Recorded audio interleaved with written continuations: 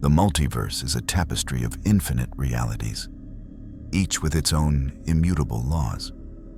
But what happens when a thread from one universe tears through into another, bringing power that shouldn't exist? When the Shadow Monarch, sovereign of death itself, steps into a realm where science has replaced magic and diplomacy governs the stars, reality itself must recalibrate.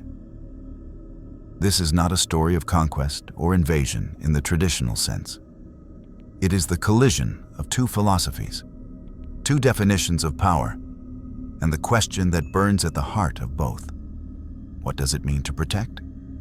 The dimensional rift opened without warning in Sector 221G, 17 light-years from Deep Space Nine.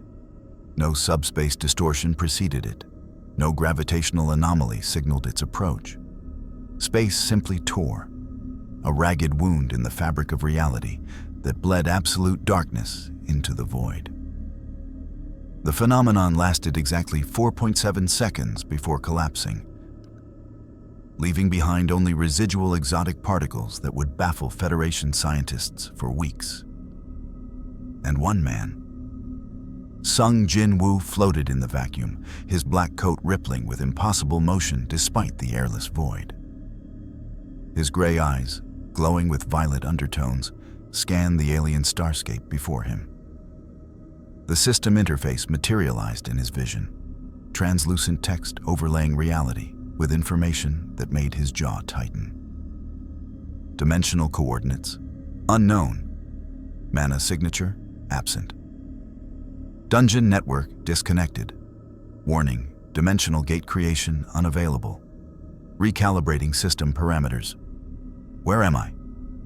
Jin Woo's voice, unheard in the vacuum, was more contemplative than concerned. He'd been tracking outer god remnants through dimensional rifts when the anomaly pulled him through. The gate had collapsed before he could anchor it, and now his connection to his home dimension was severed. Not destroyed, he could still feel the Shadow Monarch's power thrumming through his existence, but disrupted, like a radio signal trying to tune through static. He extended his senses outward, searching for life signatures. The technique, honed through countless battles against dimensional threats, should have detected anything within thousands of kilometers. Instead, it hit something. Not life exactly. Structures. Massive artificial constructs moving through space under their own power, their hulls teeming with hundreds of biological signatures that registered as distinctly non-human. Jin Woo's eyes narrowed. Interesting. Before he could investigate further, space warped 300 kilometers to his right.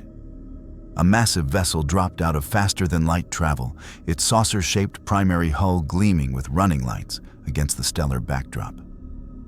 The ship was enormous, over 600 meters long, and its design spoke of advanced technology married to an aesthetic consideration. Not the brutal efficiency of war machines he'd seen in some dungeons, but purposeful engineering with an almost artistic quality. Aboard the USS Enterprise D, alarms shrieked through the bridge. Captain, sensors are detecting a massive subspace disruption in Sector 221G. Lieutenant Commander Data announced, his golden eyes fixed on his console. The disruption collapsed 4.7 minutes ago, but residual exotic particles are present in concentrations I have never encountered. Captain Jean-Luc Picard rose from his command chair, tugging his uniform into place with practiced habit. On screen, the view screen shifted to show the cosmic scar where the rift had opened. Even collapsed, the area shimmered with spatial instability that made the surrounding stars appear to ripple. My God, breathed Commander William Riker from Picard's right. What could cause that kind of damage to space itself? Unknown, sir, Data replied. However, sensors are detecting a single humanoid figure approximately 300 kilometers from our current position. Life signs are anomalous. Picard's eyebrow rose. Anomalous how, Mr. Data? The figure appears to be surviving in hard vacuum without environmental protection. Additionally, the exotic particle signature is emanating directly from their location. Captain, I am detecting what appears to be a secondary energy signature surrounding the figure, one that does not correspond to any known technology or natural phenomenon in Federation records. The bridge fell silent. Picard exchanged glances with Riker, both men sharing the same unspoken thought. In 30 years of Starfleet service, Picard had encountered exactly 3 types of beings that could survive unprotected in space: energy-based life forms like the Calamarain, ascended beings like the Organians, and the Q. None of those options were particularly comforting. "Hail them," Picard ordered. "Standard first contact protocols. Mr. Worf, yellow alert. Shields up, but do not charge weapons. Let's not appear hostile." "Aye, sir," Worf rumbled, his Klingon features set in their usual stern expression. "Shields at maximum." The hail went out on all known frequencies, accompanied by the Federation's universal greeting pattern. For several seconds, there was no response. Then, impossibly, a voice filled the bridge, clear, calm, and speaking perfect English, despite the lack of any visible communications device. "You're far more advanced than I expected. Your ship moved faster than light, and those sensors, you detected me from 300 kilometers away." A pause. "I'm not here to fight, but I need information about where I am and how to return home." Picard's command mask remained perfectly in place, but internally he was recalibrating his assessment by the second. The being, humanoid, apparently male, had somehow detected their sensor scans and was communicating through unknown means across the void. More importantly, his tone suggested intelligence, rationality, and a goal beyond simple aggression. "I am Captain Jean-Luc Picard of the Federation starship, Enterprise. On behalf of the United Federation of Planets, I welcome you. May I ask your name and origin?" In the void, Jinwu considered his response. These people had approached diplomatically, scanning but not attacking. Their ship's energy signatures suggested powerful weapons systems, but they'd raised defensive shields rather than targeting him. Cautious, but not hostile. Professional, he could respect that. "My name is Sung-Jin Woo. I'm from..." He paused, searching for terminology that would make sense. "Another dimension. A dimensional gate malfunction brought me here. I have no hostile intentions toward you or your Federation." On the Enterprise bridge, Data's fingers flew across his console. "Captain, I am detecting a significant increase in the exotic particle emissions. The figure is..." Jinwu vanished in a swirl of absolute darkness. Shadow energy, responding to his will, pulled him through space in an instant. He reappeared on the Enterprise's hull, directly above the bridge, his feet planted on the ablative armor, as though standing on solid ground with full gravity. Through the transparent aluminum of the observation windows, he could see the bridge crew below, several of them jerking in surprise at his sudden appearance. He raised one hand in a deliberately non-threatening gesture. "I thought it would be easier to talk in person. May I come inside?" Picard stared up at the figure standing casually on his ship's exterior hull, in hard vacuum, apparently experiencing both normal gravity and no need for oxygen. Behind him, he heard Worf's sharp intake of breath and the soft exclamation from Counselor Deanna Troi. "Fascinating," Data murmured. Picard took a breath, centered himself, and made a decision that would change the Alpha Quadrant forever. "Mr. Data, open a channel to Transporter Room 3. Have them lock onto our guest and beam him directly to 10 forward. Mr. Worf, security detail, but weapons on stun only. Counselor Troi, you're with me." He turned to Riker. Number 1, you have the bridge. If this goes poorly, do not engage. Pull back to a safe distance and contact Starfleet Command immediately. Riker nodded grimly. Understood. Good luck, sir. As Picard stepped into the turbolift with Troi and Worf, the counselor spoke softly. Captain, I can barely sense him. There's intelligence, caution, but also, she struggled for words. Power. Not aggressive, but absolute. Like standing near a sun. You know it's there, you feel the heat. But the true scope is beyond comprehension. Noted, Picard acknowledged. Let's hope diplomacy proves sufficient. In 10 forward, the Enterprise's crew lounge and observation deck, Lieutenant Commander Geordi LaForge was enjoying a synthahol with Ensign Cito when the ship went to yellow alert. Before they could react, the transporter effect sparkled into existence at the center of the room. The golden column of light resolved into a young man in his mid-20s, dressed in unusual black clothing that seemed to absorb light rather than reflect it. Sung Jin-Woo materialized and immediately assessed his surroundings with the practiced eye of a warrior. Civilian area, unarmed personnel, wide windows showing the starscape beyond. Not a trap then, a gesture of trust. He could work with that. The doors hissed open and 3 figures entered. An older human male with patrician features and a commanding presence. A dark-haired woman whose eyes held unusual depth. And a large humanoid with prominent cranial ridges clutching what was clearly a weapon of some kind. The Klingon, Jin-Woo noted with interest. His senses detected subtle physiological differences. 2 hearts, redundant organs. A warrior species. Picard stepped forward, his posture open but dignified. Mr. Sung, I am Captain Picard. This is Counselor Deanna Troi and Lieutenant Worf, my Chief of Security. Welcome aboard the Enterprise.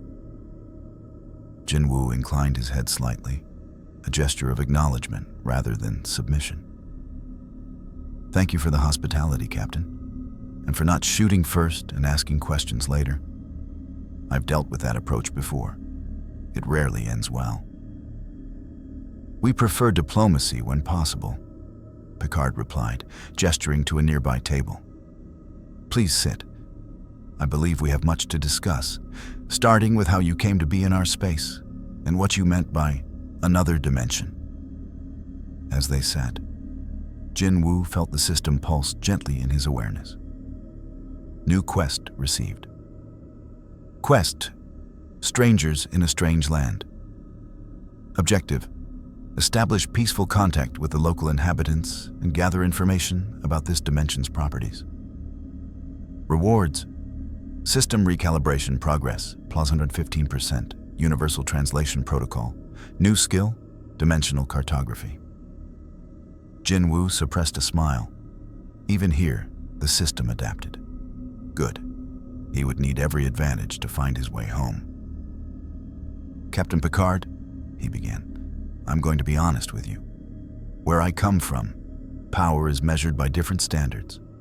I've fought monsters that could destroy cities, threats that endangered entire planets. But I've never encountered a civilization like this. He gestured at the ship around them.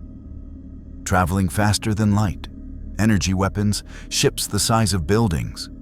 In my world, this level of technology doesn't exist. And yet, you survived in hard vacuum. Picard observed carefully. Teleported, or perhaps transported through unknown means, across 300 kilometers of space. Your abilities suggest power beyond conventional technology as well. Different rules, Jin-Woo acknowledged. In my dimension, there are, call them supernatural laws, powers that operate on principles your science might not recognize. I'm what you might call a hunter, someone who fights dimensional threats to protect humanity. Troi spoke for the first time, her voice gentle but probing. I sense your sincerity, Mr. Sung. You truly mean humanity no harm. But I also sense isolation. And beneath that, something vast. May I ask what happened to you? Jinwoo met her eyes, and for a moment, the Shadow Monarch's presence flickered in his gaze. Ancient, cold, absolute. Troy gasped softly, and even Worf's hand tightened on his phaser. Then it passed, and Jinwoo was just a young man again, tired and far from home. I died once, he said quietly. And then I came back stronger. I fought wars across dimensions, faced beings that wanted to destroy everything I loved. I won. But the cost was... He trailed off, then shook his head. That's not important right now.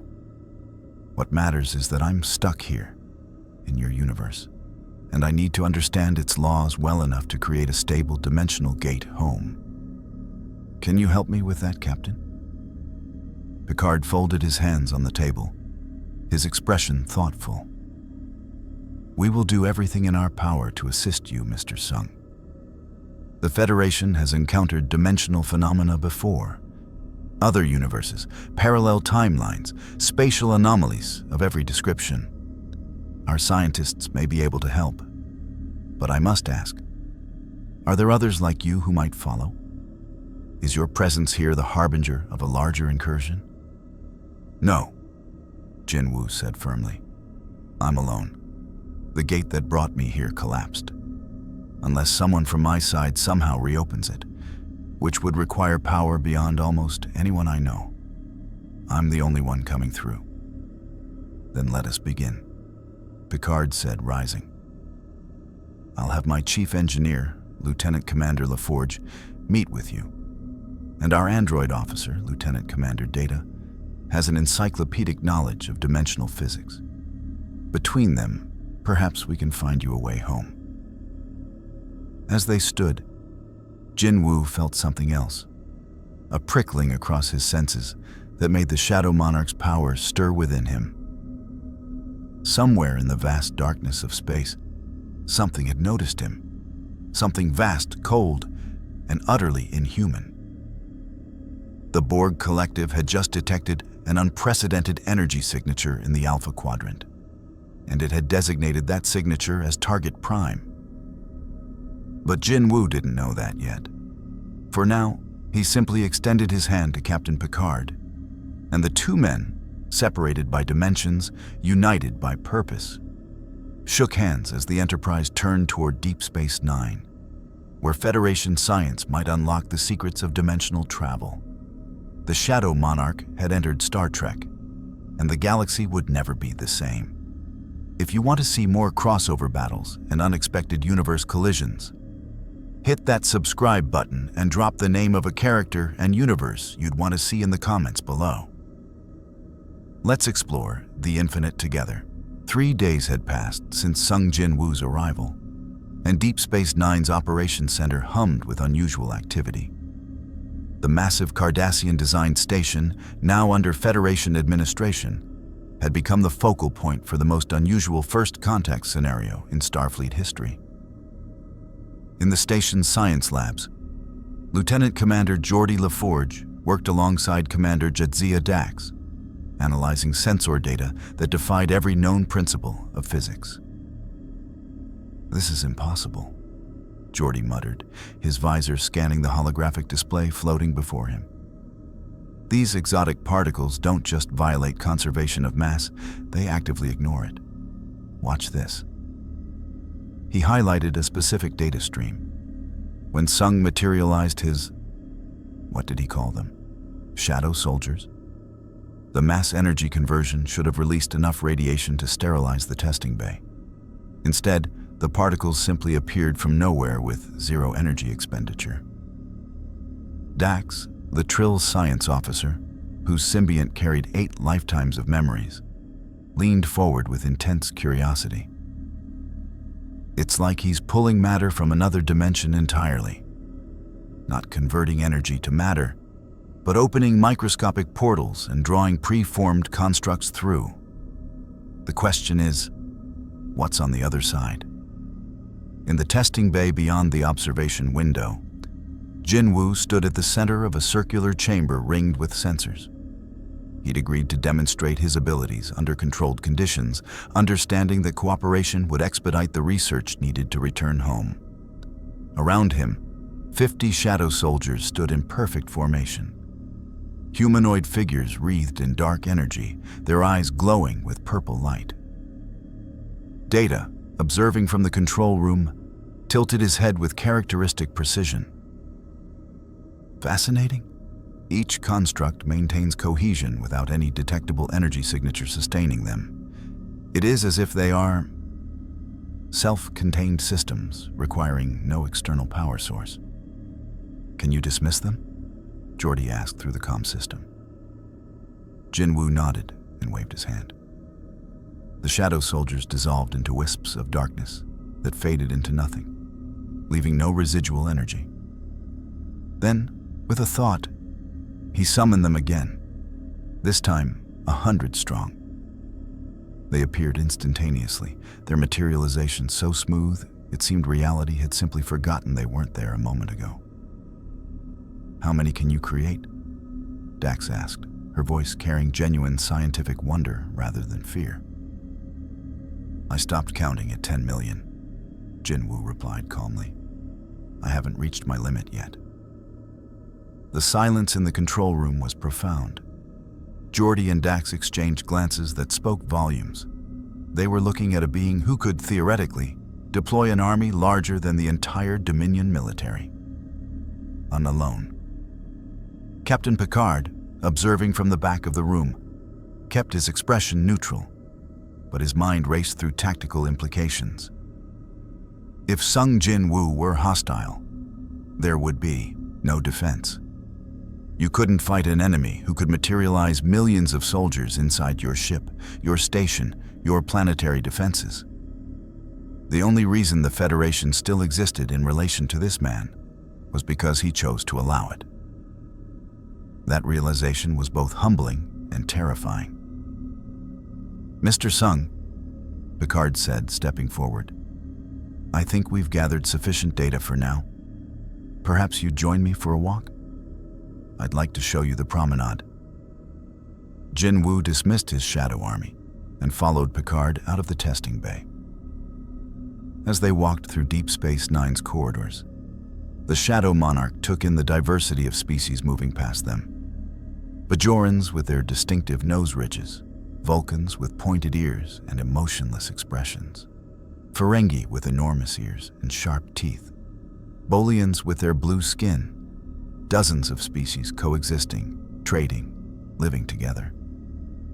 Your Federation is remarkable, Jinwoo observed.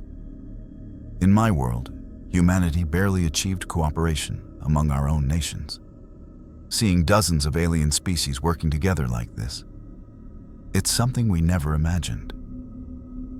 The Federation is built on a simple principle, Picard replied as they entered the promenade. The station's commercial and social hub. Infinite diversity in infinite combinations. The belief that our differences make us stronger, not weaker. He paused by a viewport showing the Bajoran wormhole in the distance, a swirling blue vortex in space. But that principle requires something most civilizations find difficult. The willingness to trust, to be vulnerable, to believe that others share your commitment to peace. Jinwoo understood the unspoken question. You're wondering if you can trust me. I'm wondering if we can coexist, Picard corrected gently. You possess power that dwarfs anything the Federation can bring to bear. If you chose to conquer, we couldn't stop you. If you decided Deep Space Nine was an obstacle to your goals, you could eliminate everyone aboard in minutes. The only thing preventing that is your personal moral code, a code we know nothing about. They stopped at Quark's bar, where the Ferengi proprietor was negotiating animatedly with a Klingon customer. Jinwoo watched the exchange, the Klingon threatening violence, Quark deflecting with practiced ease, both ultimately reaching an agreement and sharing drinks afterward. In my world, Jinwoo said slowly, power was everything. The strong survived, the weak died. I started as one of the weakest hunters alive. So weak they called me the world's weakest. I watched people die because I wasn't strong enough to save them. So I became strong. Strong enough that nothing could threaten what I cared about. He turned to face Picard directly. But I never forgot what it meant to be weak, Captain. I don't conquer because I don't need to. I don't kill because I choose not to. Your Federation operates on trust and cooperation. That's admirable. My world operates on power and survival. But we both protect the innocent. We both stand against threats to humanity. Maybe our methods differ, but our goals align. Picard studied the young man before him, seeing past the supernatural power to the core of his character. Then let me be equally direct, Mr. Sung. The Federation will help you return home. We'll dedicate our best scientists, provide any resources you need. But while you're in our space, I must ask that you respect our laws and customs. No unsanctioned use of force, no interference with sovereign planets. Can you agree to those terms? Jinwoo considered this. The system had been recalibrating over the past 3 days, adapting to this universe's dimensional physics. It now displayed a progress bar. Dimensional gate capability, 23%. He needed time, and these people were offering cooperation. More than that, he genuinely respected what they'd built here. I can agree to that, he said finally. With one caveat. If I detect a threat to human life, any sentient life, I reserve the right to act.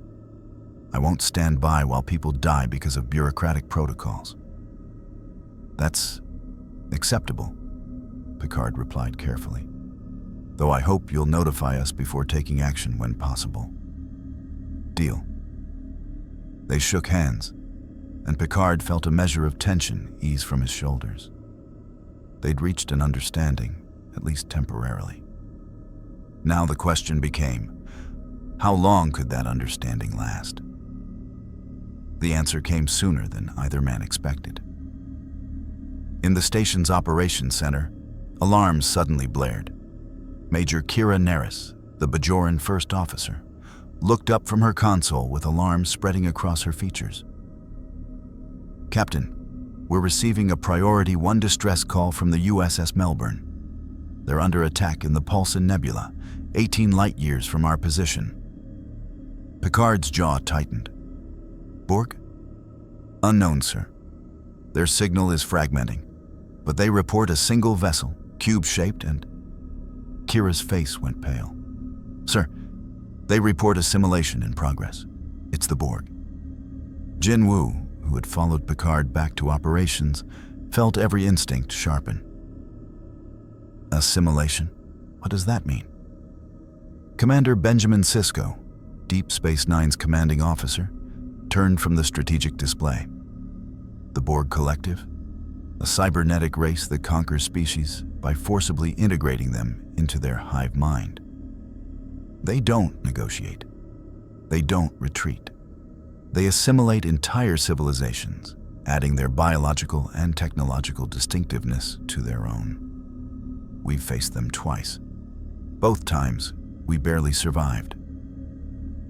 Data, who had been working at a science station, added context.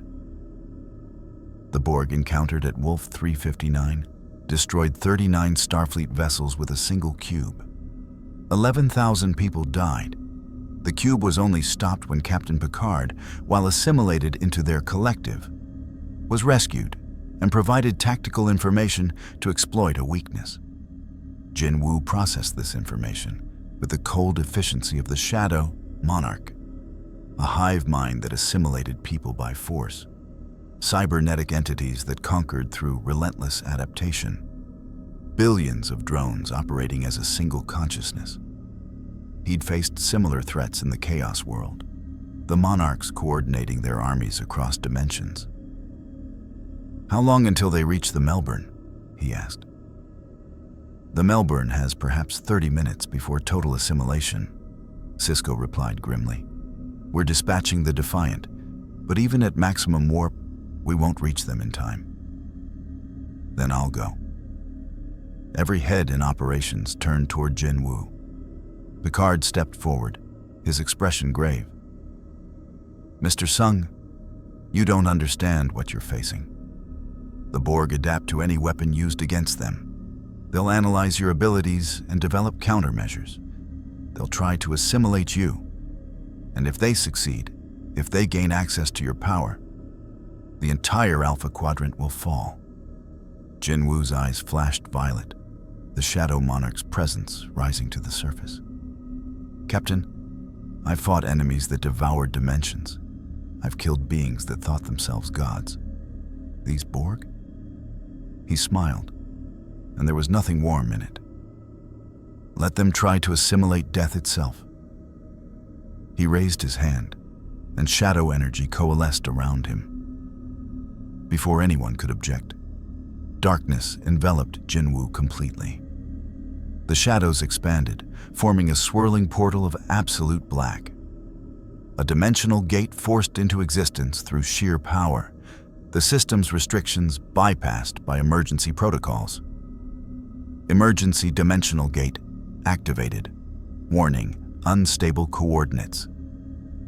Destination, matching distress signal energy signature.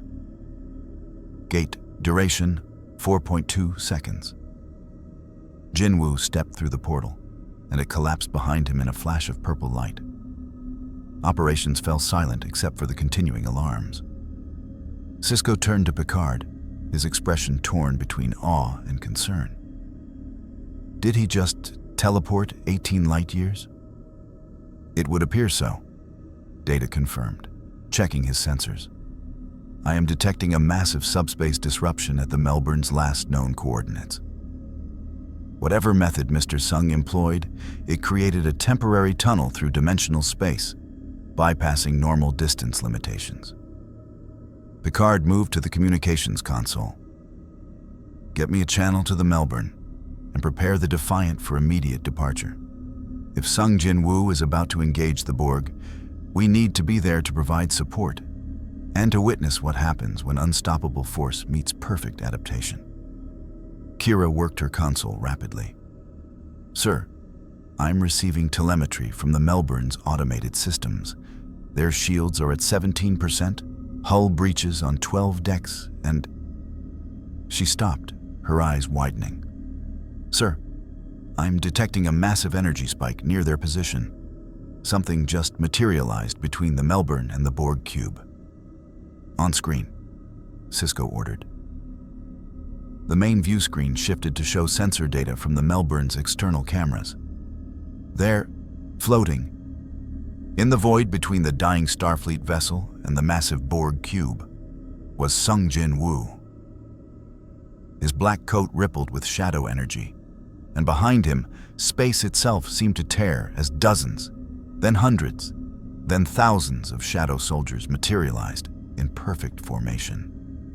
The Shadow Army spread out in a spherical formation, each soldier wielding weapons of condensed darkness, swords, spears, bows.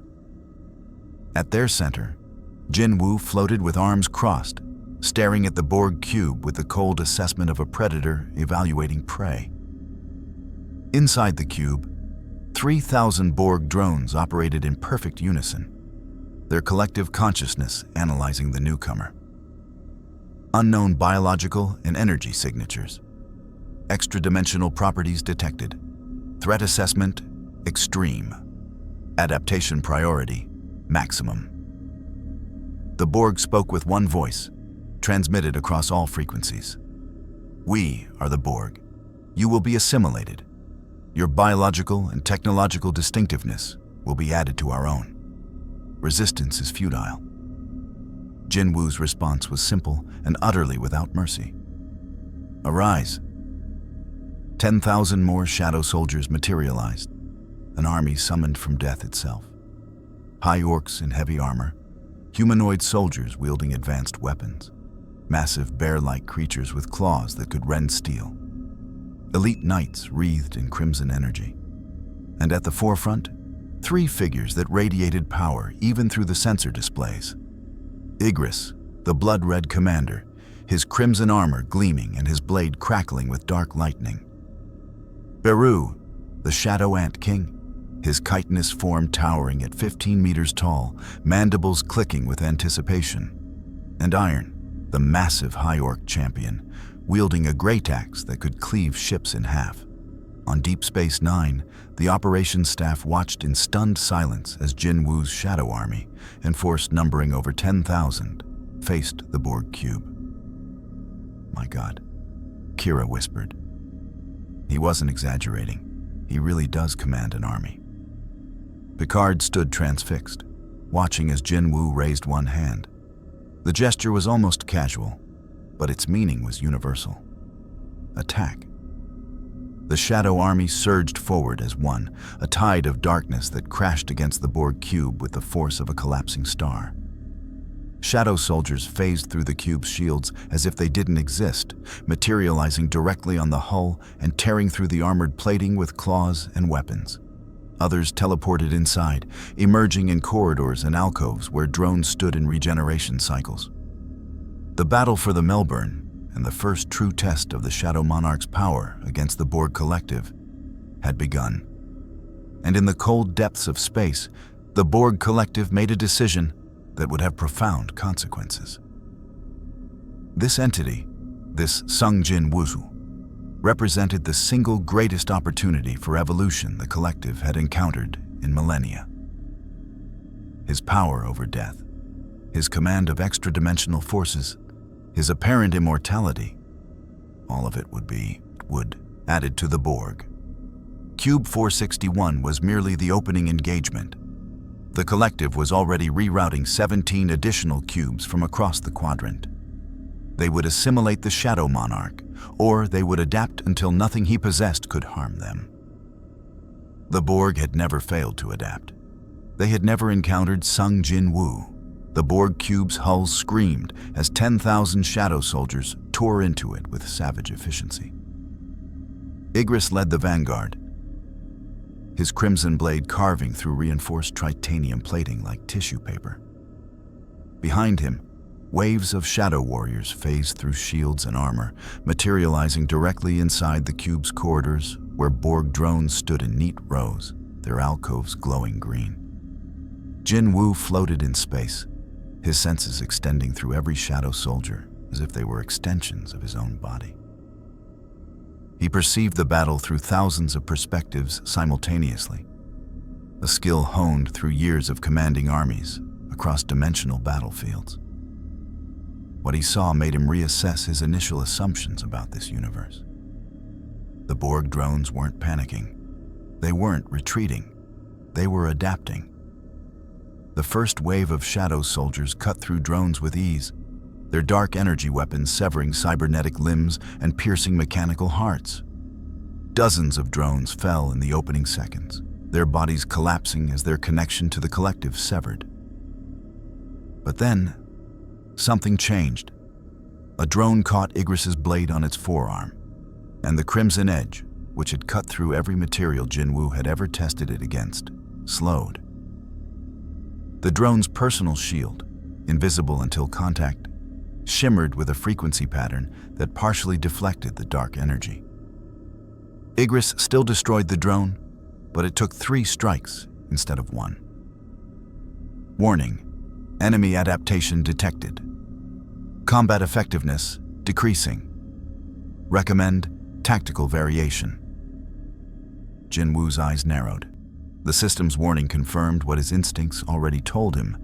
These cybernetic entities were learning from every attack, evolving their defenses in real time. It was like fighting an opponent who gained resistance to poison after the first dose, immunity after the second, and the ability to weaponize it by the third. Interesting. He raised his right hand, and purple energy crackled between his fingers.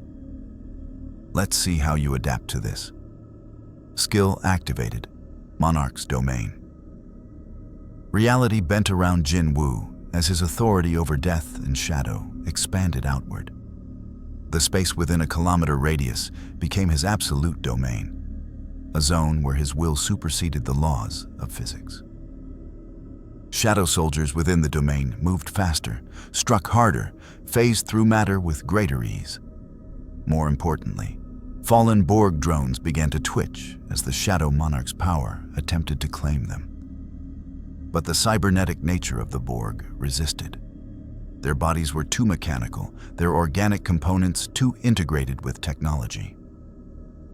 Jin Woo couldn't extract their shadows like he could purely biological beings. The realization was both frustrating and tactically significant. "So you're not truly alive," Jin Woo murmured. "You're something in between. That complicates extraction, but it doesn't make you invincible." Inside the cube, Beru tore through an entire deck with bestial fury. The Shadow Ant King's mandibles crushed Borg drones, while his claws ripped out power conduits and processing nodes. Behind him, thousands of Shadow soldiers coordinated their assault with inhuman precision, targeting structural weaknesses Data's sensor scans had identified. On the USS Melbourne, Captain Thalev watched the impossible battle unfold on his remaining view screens. His Andorian antennae twitched with disbelief as the Shadow Army literally dismantled the Borg cube from within. Sections of the cube's hull collapsed into space, venting atmosphere and debris. Entire decks went dark as power systems failed under the coordinated assault. "This is impossible," breathed his tactical officer, a human lieutenant whose arm had been partially assimilated before they'd amputated it. "One being is destroying a Borg cube alone." "Not alone," Thalev corrected, his eyes tracking the Shadow soldiers swarming across the cube's surface. "He commands an army. But yes, Lieutenant, we're witnessing something unprecedented." The cube's central plexus, the heart of its collective consciousness, calculated probabilities with desperate speed. Adaptation was occurring, but not fast enough. The Shadow entities phased through shields at frequencies that changed with each attack. Their weapons carried energy signatures that defied analysis. And the entity commanding them, Sung Jin Woo, had not yet directly engaged. The Borg made a tactical decision. If adaptation required data, and this entity controlled the army, then the entity itself must be captured and analyzed. Assimilation would provide complete understanding of his capabilities. A section of the cube's hull irised open, revealing a tractor beam emitter of massive scale. Green energy lanced out, attempting to lock onto Jin Woo and drag him into the cube's assimilation chamber. The beam struck him dead center and stopped. Jin Woo looked down at the tractor beam, holding him in place, or trying to. The energy wrapped around him like green chains, pulsing with incredible force. He felt the pull, estimated it at several hundred tons of force. Impressive technology. Against a normal being, it would be irresistible. But Jin Woo hadn't been normal since the day the system chose him. He clenched his fist, and his strength, stat, honed through countless battles, enhanced through the Monarch's power, asserted itself. The tractor beam's energy field trembled, unable to contain the raw, physical force Jin Woo exerted. Then, he simply walked forward through the beam, each step a casual dismissal of technology that could hold starships. "My turn," he said softly. Skill activated, shadow exchange.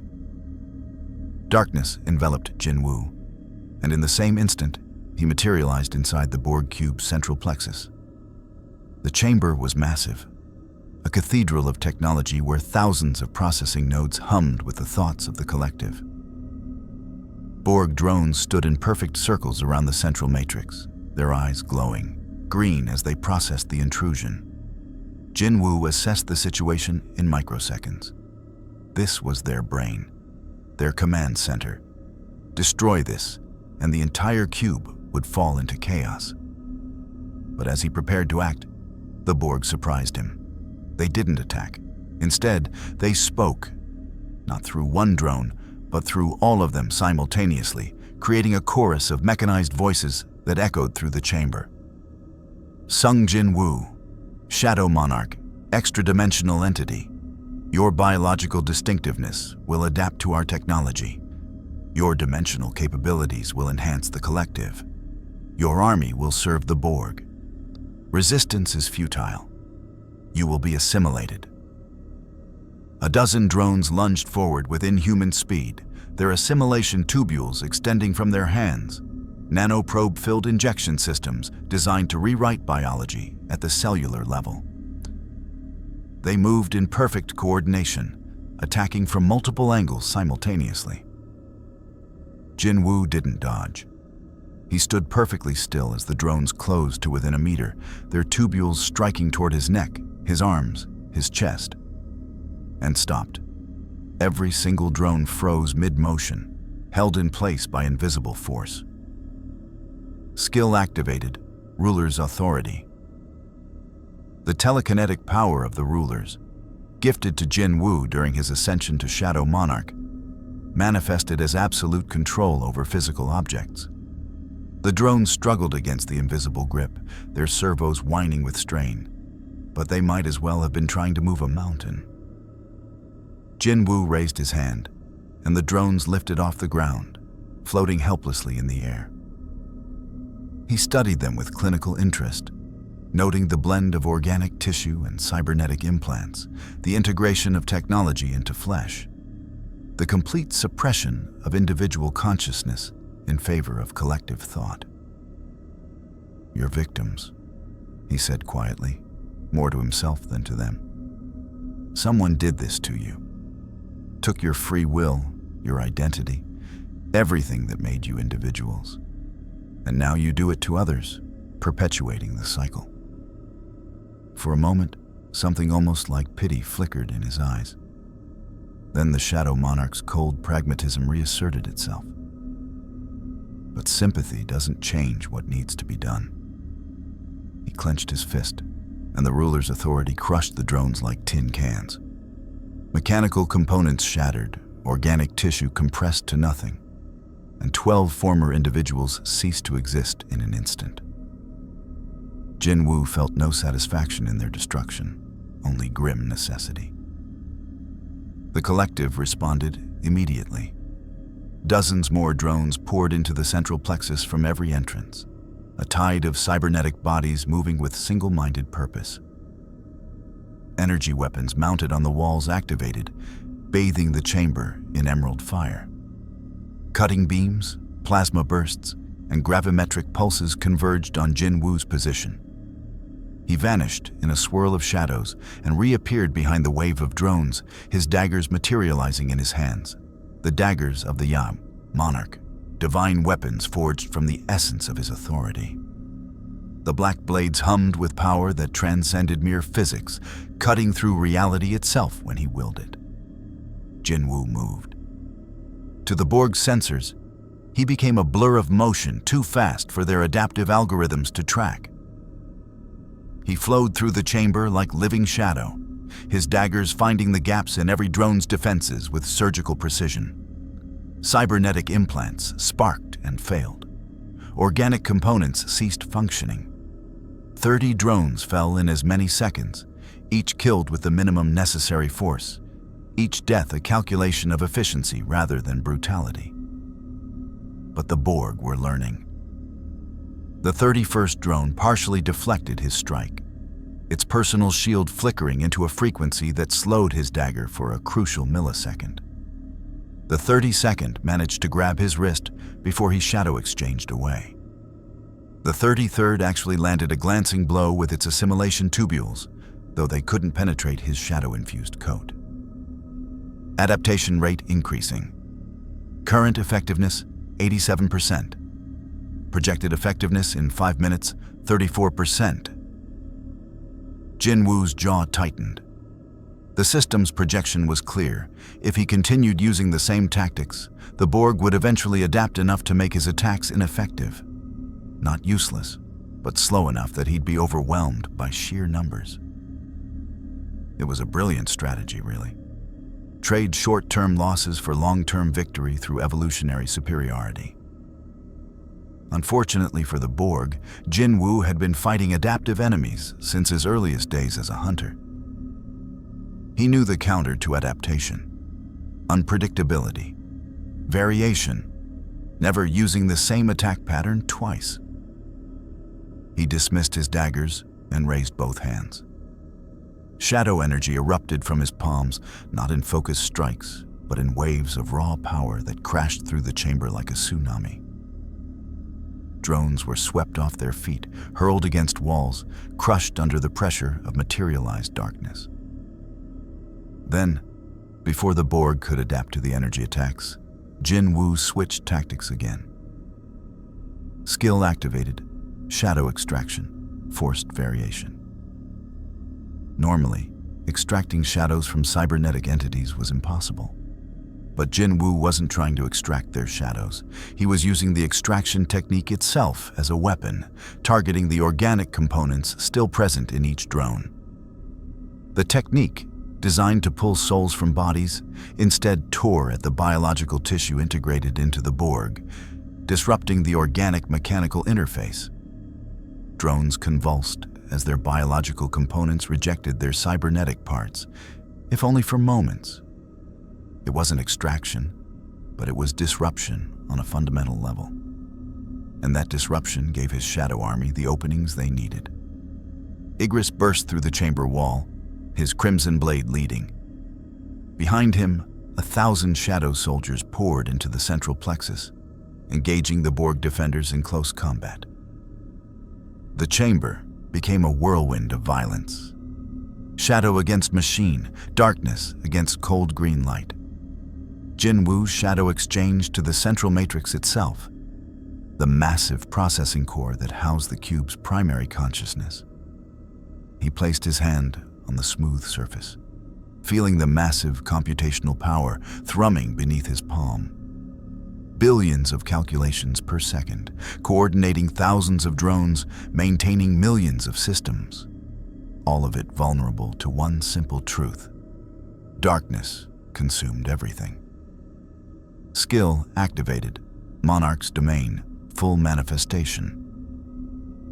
Absolute darkness exploded outward from Jin Woo's hand, flooding into the central matrix through every connection, every circuit, every quantum processor. It wasn't an electromagnetic pulse or a virus. It was the essence of shadow itself, the primordial darkness that existed before light, filling every space where the Borg Collective's consciousness resided. For exactly 2.7 seconds, the cube went completely dark. Every light extinguished. Every screen died. Every drone froze in place as their connection to the collective severed. In that moment of perfect silence, 3,000 individual consciousnesses, suppressed for decades or centuries, flickered to awareness, asking the same desperate question: where am I? What happened to me? Who am I? Then the collective's redundant systems activated, backup processors came online, and the drones returned to their hive mind. But those 2.7 seconds had cost the Borg dearly. In that window of vulnerability, Jin Woo's shadow army had torn through defenses without opposition, destroying critical systems, collapsing structural supports, and severing the connections that held the cube's distributed consciousness together. Jin Woo shadow exchanged back to open space, his army flowing after him through portals of darkness. As he watched, the massive Borg cube began to break apart, sections of its hull drifting away as internal explosions rippled through its structure. The green glow that had illuminated its surface flickered and died, replaced by the cold darkness of dead technology. The USS Melbourne's view screen showed the impossible sight. A Borg cube, one of the most feared weapons in the galaxy, reduced to drifting wreckage in less than 10 minutes. And floating before it, arms crossed and expression unreadable, was Sung Jin Woo, the being who had done it alone. On Deep Space Nine, the operations center stood in absolute silence. Even the normally impassive Data displayed what might have been shock. his golden eyes wide as he processed the sensor data. "Captain," Data said slowly, "I have completed my analysis of the engagement. Sung Jin Woo eliminated a Borg cube, which contains approximately 3,000 drones and defensive systems capable of withstanding sustained assault from multiple starships in 9 minutes and 43 seconds. Casualty estimates: 3,000 Borg drones neutralized, 0 casualties on his side." Sisko's hands gripped the railing in front of him, knuckles white. "How many Shadow soldiers did he lose?" "Approximately 300 were destroyed by Borg weapons fire," Data replied. "However, scans indicate Sung Jin Woo is currently recreating them. The destroyed soldiers are reforming from shadow energy. It appears his army is functionally immortal so long as he has sufficient energy to sustain them." Kira turned to Picard, her voice tight with controlled alarm. "Captain, you asked if we could coexist with him. After seeing this, I think the real question is, can we afford not to? If Sung Jin Woo decided the Federation was a threat, what could possibly stop him?" Picard didn't answer immediately. He watched the view screen as Jin Woo's shadow army dissipated, the thousands of soldiers vanishing like smoke until only their commander remained. The young man floated in space, staring at the broken cube with an expression that might have been satisfaction or regret. It was impossible to tell. "The same thing that's stopping him now," Picard finally said. "His own moral code. He chooses not to be a conqueror, Major. The question is whether we can help him maintain that choice, or whether our actions will force him to become the threat we fear." "Sir," the communications officer called out, "we're receiving a transmission from Sung Jin Woo, audio only." "Put it through." Jin Woo's voice filled operations, calm and unbothered, despite having just fought a battle that would be studied for decades. "Captain Picard, the Borg cube is neutralized. The Melbourne is heavily damaged but intact. I'm detecting 47 survivors aboard. They'll need immediate medical attention. Several have been partially assimilated. Can you send aid?" "The Defiant is en route," Picard confirmed. "They'll be there in 20 minutes. Mr. Sung, are you injured?" A pause. Then, with a hint of dark humor, "No. The Borg tried to assimilate me. It didn't work." "I can see that. Perhaps when you return to Deep Space Nine, we should discuss what just happened. The Borg have never been defeated so decisively. The tactical implications alone." "Captain," Jin Woo interrupted gently, "I need you to understand something. What you just saw? That was me holding back. I didn't use my full army. I didn't deploy my strongest soldiers. I fought conservatively because I don't know this universe's limits yet. If the Borg come at me again, I won't be gentle. Tell your Federation, I'm not their enemy, but I'm also not their weapon. I fight to protect, not to conquer. But I will protect." The transmission ended, leaving operations in contemplative silence. Somewhere in the vast darkness of space, the Borg Collective processed the catastrophic loss of Cube 461. The engagement had provided valuable data. Adaptation was possible, given sufficient time and resources. The entity known as Sung Jin Woo was powerful, but not invincible. His abilities operated on principles that could be analyzed and countered. The Collective began rerouting assets. 17 cubes, originally dispersed across the Delta and Beta quadrants, received new directives. Converge on the Alpha quadrant. Locate Sung Jin Woo. Study, adapt, assimilate. The Borg did not know fear, but if they had, they might have wondered whether they were making a terrible mistake. The Defiant arrived at the Melbourne's coordinates 43 minutes after Jin Woo's transmission. Commander Sisko stood on the bridge of the compact warship, staring at the debris field that had once been a Borg cube. Thousands of fragments drifted through space, twisted metal, shattered processing nodes, the frozen corpses of drones vented into vacuum. It looked less like a battle site and more like an execution. "Scan for survivors aboard the Melbourne," Sisko ordered, "and locate Sung Jin Woo."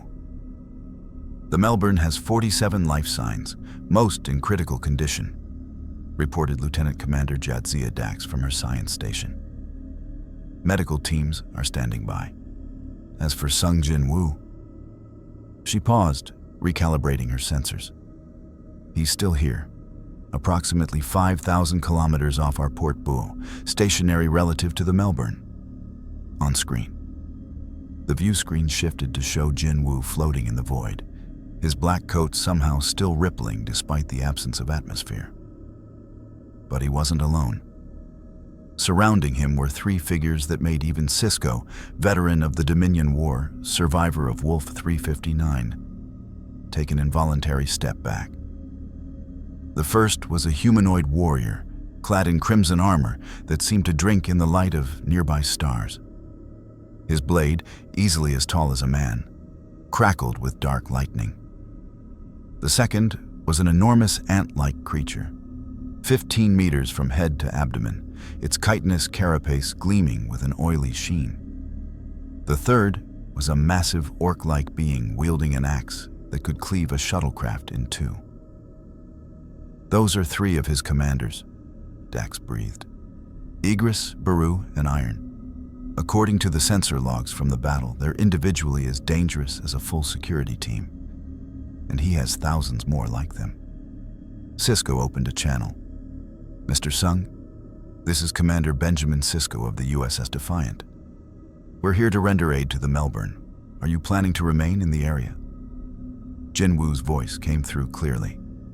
"Commander, I wanted to make sure the Melbourne's crew was safe before I left. Your medical teams have what they need?" "They do.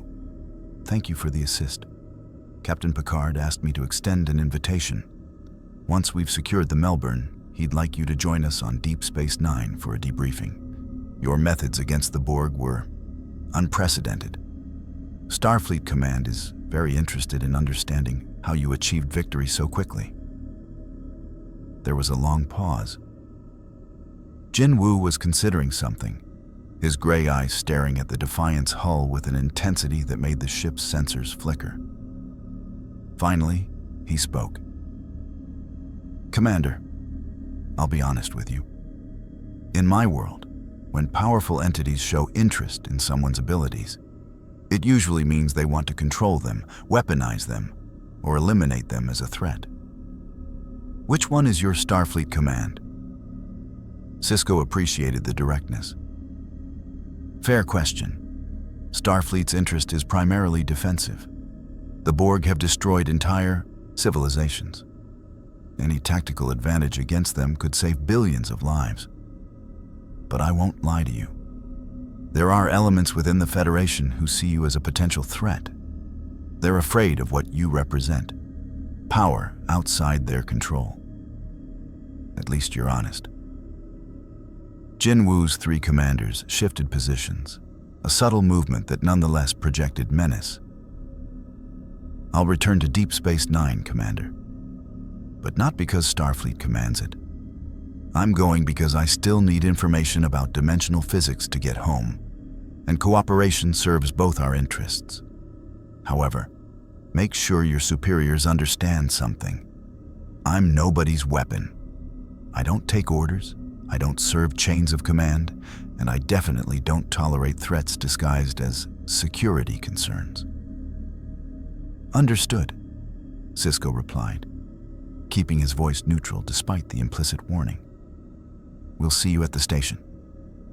Jin Woo nodded, and he and his three commanders vanished in a swirl of shadow, leaving the Defiant alone with the crippled Melbourne and the wreckage of what had been the Borg's first failed assimilation attempt in recorded history.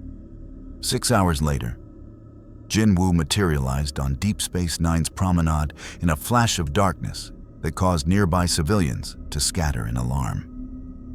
He'd deliberately chosen a public arrival point rather than a transporter room, a subtle statement about his independence. station security converged immediately. But Jin Woo simply stood still, hands visible, waiting.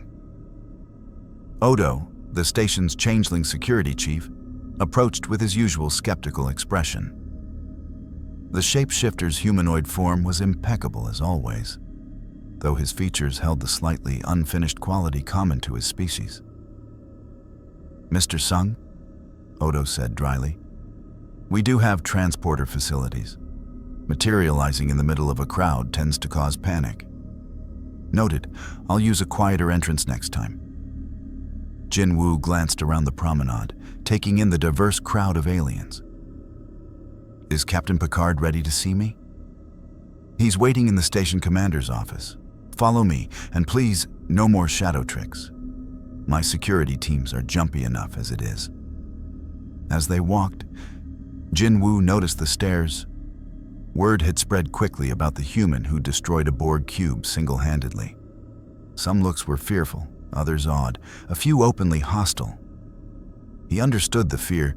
He'd worn it himself once, back when he'd been weak and monsters had seemed invincible. Now he was the monster, at least to some. The irony wasn't lost on him. Sisko's office overlooked the promenade through large windows, providing a strategic view of the station's social hub. Picard stood by those windows now, hands clasped behind his back in his characteristic pose. Beside him stood two other figures Jin Woo didn't recognize. A stern-looking, older human woman in an admiral's uniform, and a nondescript human man in civilian clothing whose eyes held the calculating coldness Jin Woo associated with intelligence operatives.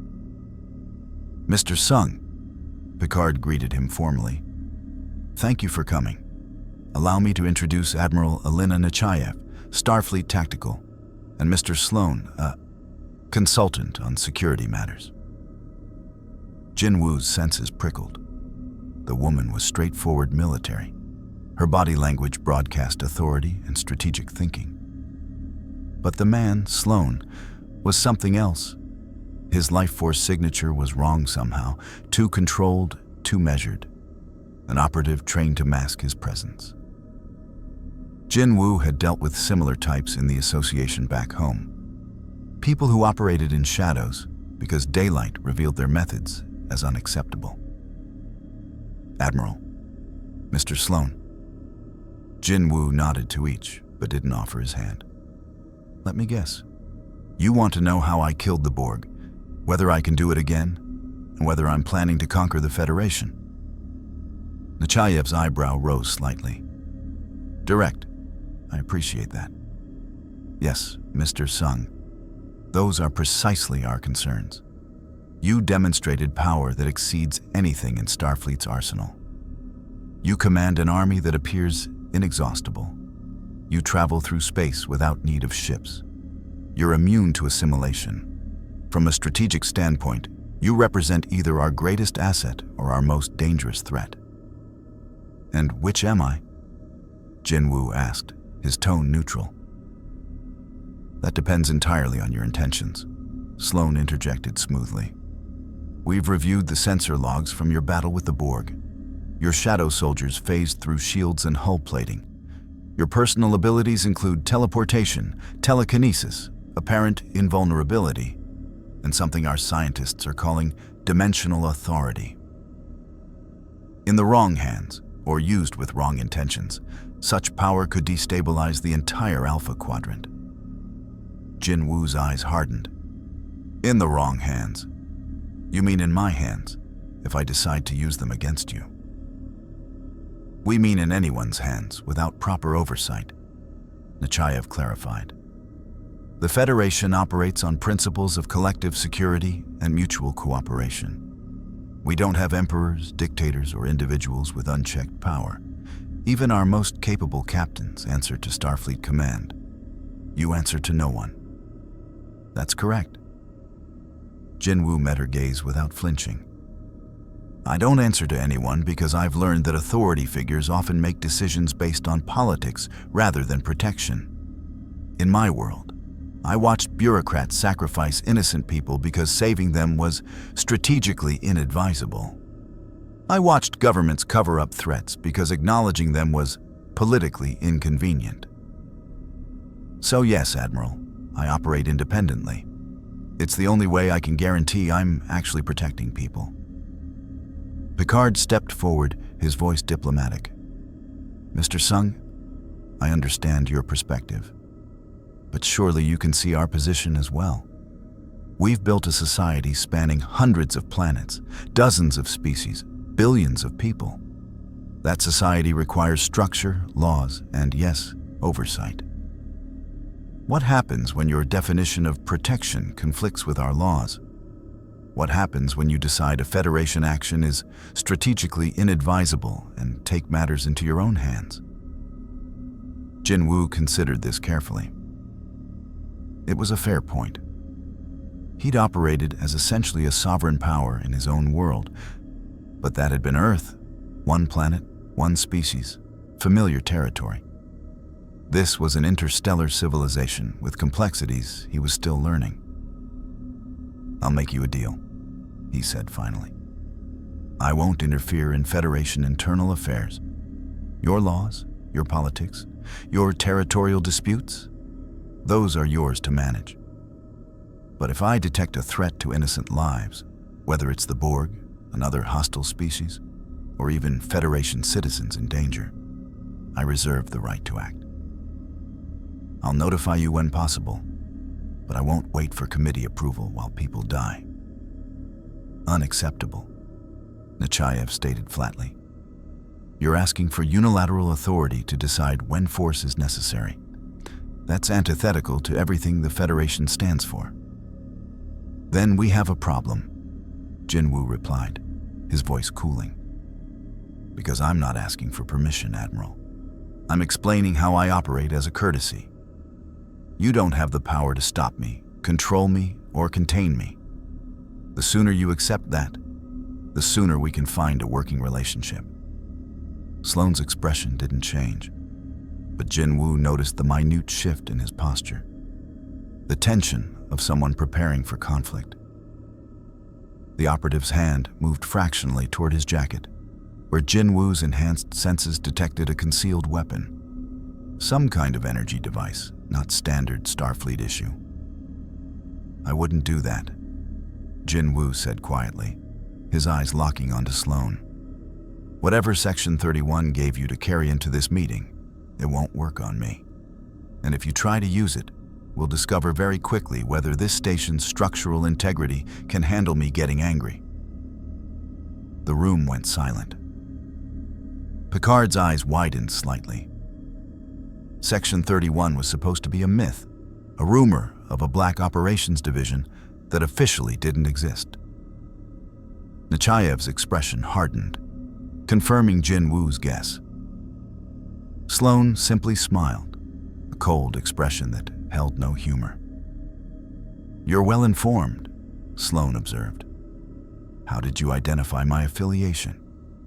Experience. Your organization isn't unique. Every world has its shadow agencies, groups that do the dirty work so the public can maintain moral superiority. In my world, I worked with similar organizations, and I learned that they inevitably prioritize their own power over the people they claim to protect. Section 31 protects the Federation, Sloane said, his voice carrying absolute conviction. We do what Starfleet cannot. Make the hard choices that politicians avoid. Ensure humanity's survival regardless of the cost. You represent an uncontrolled variable, Mr. Sung. A power that could destroy everything we've built. We prefer to eliminate such variables before they become threats. Jinwoo's aura shifted subtly, the air around him seeming to darken despite the office's bright lighting. Picard felt the temperature drop several degrees, his breath suddenly visible in the air. Behind Jinwoo, shadows began to coalesce, not forming soldiers yet, but suggesting the possibility. A warning. Let me be very clear, Jinwoo said, and his voice carried an edge of something ancient and utterly merciless. I've fought beings that devoured dimensions. I've killed monarchs who commanded armies of millions. I've stared into the abyss at the edge of reality and made it blink first. If Section 31 tries to eliminate me, I will systematically dismantle your entire organization. I'll hunt down every operative, every base, every asset you have. And then I'll expose every dirty secret, every war crime, every atrocity you've committed in the name of protecting the Federation. Your choice, Mr. Sloan. Work with me, or discover why even gods feared the Shadow Monarch. The office was frigid now, frost forming on the windows. Nechaev's hand had moved to her phaser, though she hadn't drawn it. Picard stood frozen, knowing he was witnessing a pivotal moment, the instant where first contact could collapse into open conflict. Sloan stared at Jinwoo for a long moment. Then, slowly, he smiled again and raised his hands in a gesture of peace. Point made, Mr. Sung. Section 31 will observe for now, but understand that we're watching, always. I'd expect nothing less. Jinwoo allowed the shadows to dissipate, and the temperature returned to normal. Now, can we discuss productive matters? Like how your scientists are progressing on understanding dimensional physics? Picard seized the opportunity to de-escalate. Yes, of course. Commander Dax has been working with our research team. They've made some interesting discoveries about the exotic particles your arrival generated. Mr. Data believes he may have identified the quantum signature of your home dimension. Jinwoo's expression shifted immediately from threatening to intensely focused. Show me. The next 2 hours were spent in Deep Space Nine's science labs, where Data and Dax presented their findings. Jinwoo absorbed the information rapidly, his mind enhanced by years as a hunter and further augmented by the Shadow Monarch's nature, processing complex dimensional physics with surprising ease. Your universe operates on different fundamental constants, Data explained, gesturing to holographic displays of quantum field equations. What you call mana appears to be a form of exotic energy that permeates your dimensional space. It does not exist in our universe, which explains why your system detected its absence upon arrival. But your powers still function, Dax added, her trill spots prominent against her neck as she leaned forward excitedly. Which suggests they're not dependent on ambient mana, but rather generated internally. You're essentially a self-contained dimensional anomaly, carrying a piece of your universe's physical laws within yourself. Can you replicate the dimensional gate that brought me here? Jinwoo asked. Data tilted his head. Theoretically, yes. However, we would need to generate an enormous amount of energy to tear through the dimensional barrier. The original gate that transported you appears to have been created by a catastrophic subspace rupture, an accident we cannot safely duplicate. How much energy are we talking about? Approximately 1053 joules, Data replied, equivalent to the total energy output of our sun over several million years. Jinwoo absorbed this sobering information. So, you can't send me home. Not with current technology. Not immediately, Dax corrected gently. But we've identified the quantum signature of your home dimension. With time and research, we might be able to develop a controlled method of dimensional transit. It could take months, possibly years. I don't have years, Jinwoo said, frustration entering his voice for the first time. My world faces constant threats. Dimensional gates opening with monsters pouring through. Outer god remnants seeking to corrupt reality. I'm one of the few people capable of closing those rifts. Every day I'm stuck here is another day my world is vulnerable. The system interface flickered in his vision, as if responding to his emotional state. Dimensional gate capability, 31%. Estimated time to full capability, 47 days. Alternate solution detected. Analyzing. Jinwoo blinked as new information flooded his awareness. The system, having absorbed data from his interactions with Federation technology, had formulated a theory. If it couldn't generate enough power to breach dimensions alone, perhaps it could utilize an external power source, something with energy output approaching stellar scale. His eyes widened slightly. Do you have any technology that generates extreme amounts of power in short bursts? Something like matter-antimatter annihilation? Our warp cores utilize controlled matter-antimatter reactions, Dax confirmed. Why? Because I might have a way home, but I'll need access to a starship's warp core, and I'll need you to remove every safety protocol limiting its output.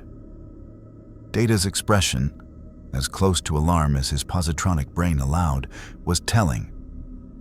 Mr. Sung, disabling warp core safety protocols could result in a catastrophic breach. The resulting explosion would vaporize the ship and everything within several hundred kilometers. Not if I channel the energy properly, Jinwoo countered.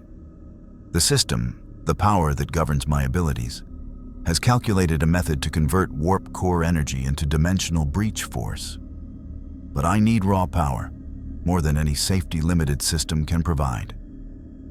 Before anyone could respond, alarms blared throughout the station.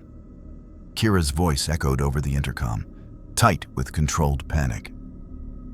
Red alert! We're detecting massive, subspace distortions at the edge of the sector. Multiple vessels dropping out of warp.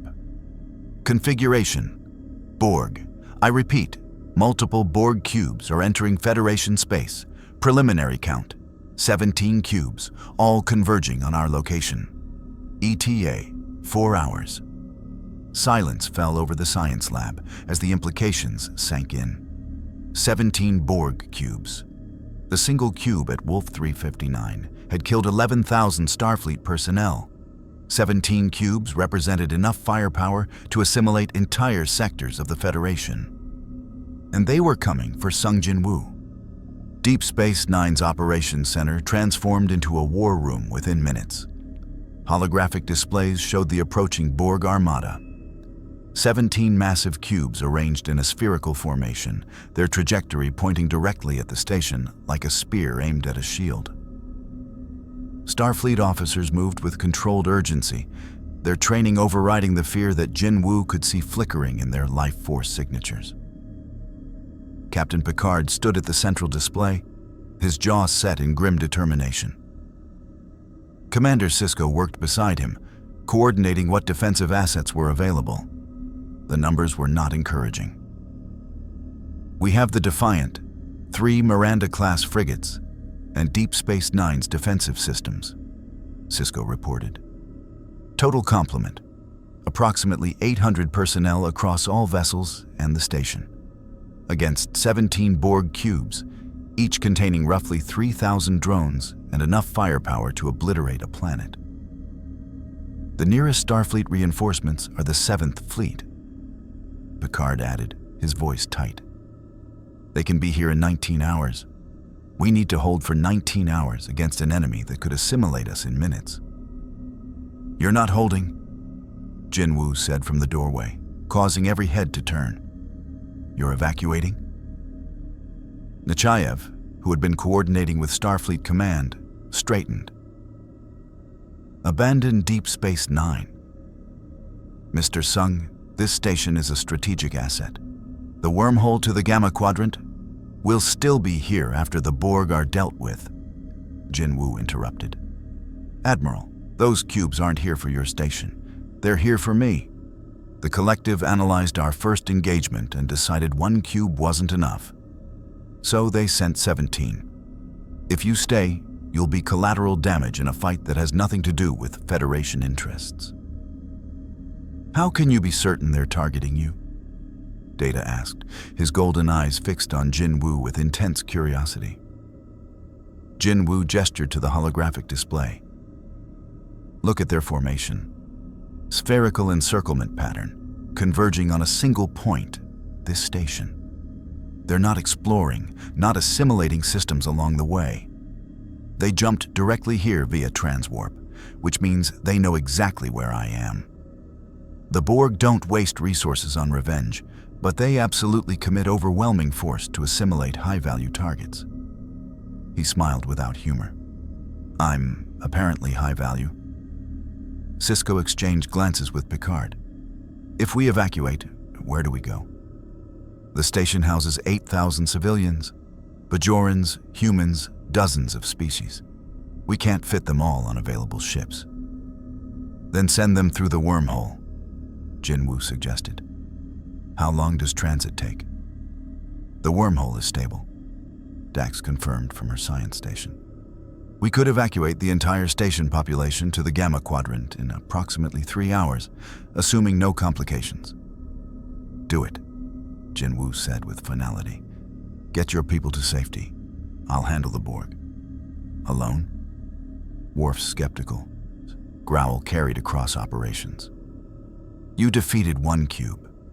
17 cubes contain over 50,000 drones, even with your Shadow Army.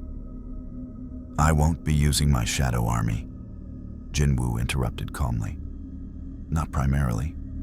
I learned something from our first engagement. The Borg adapt to repeated tactics.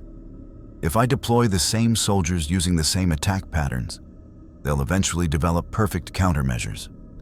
So this time, I'll use a different approach. Picard stepped closer, his command presence radiating concern. Mr. Sung, I understand your confidence, but 17 Borg cubes represent an existential threat.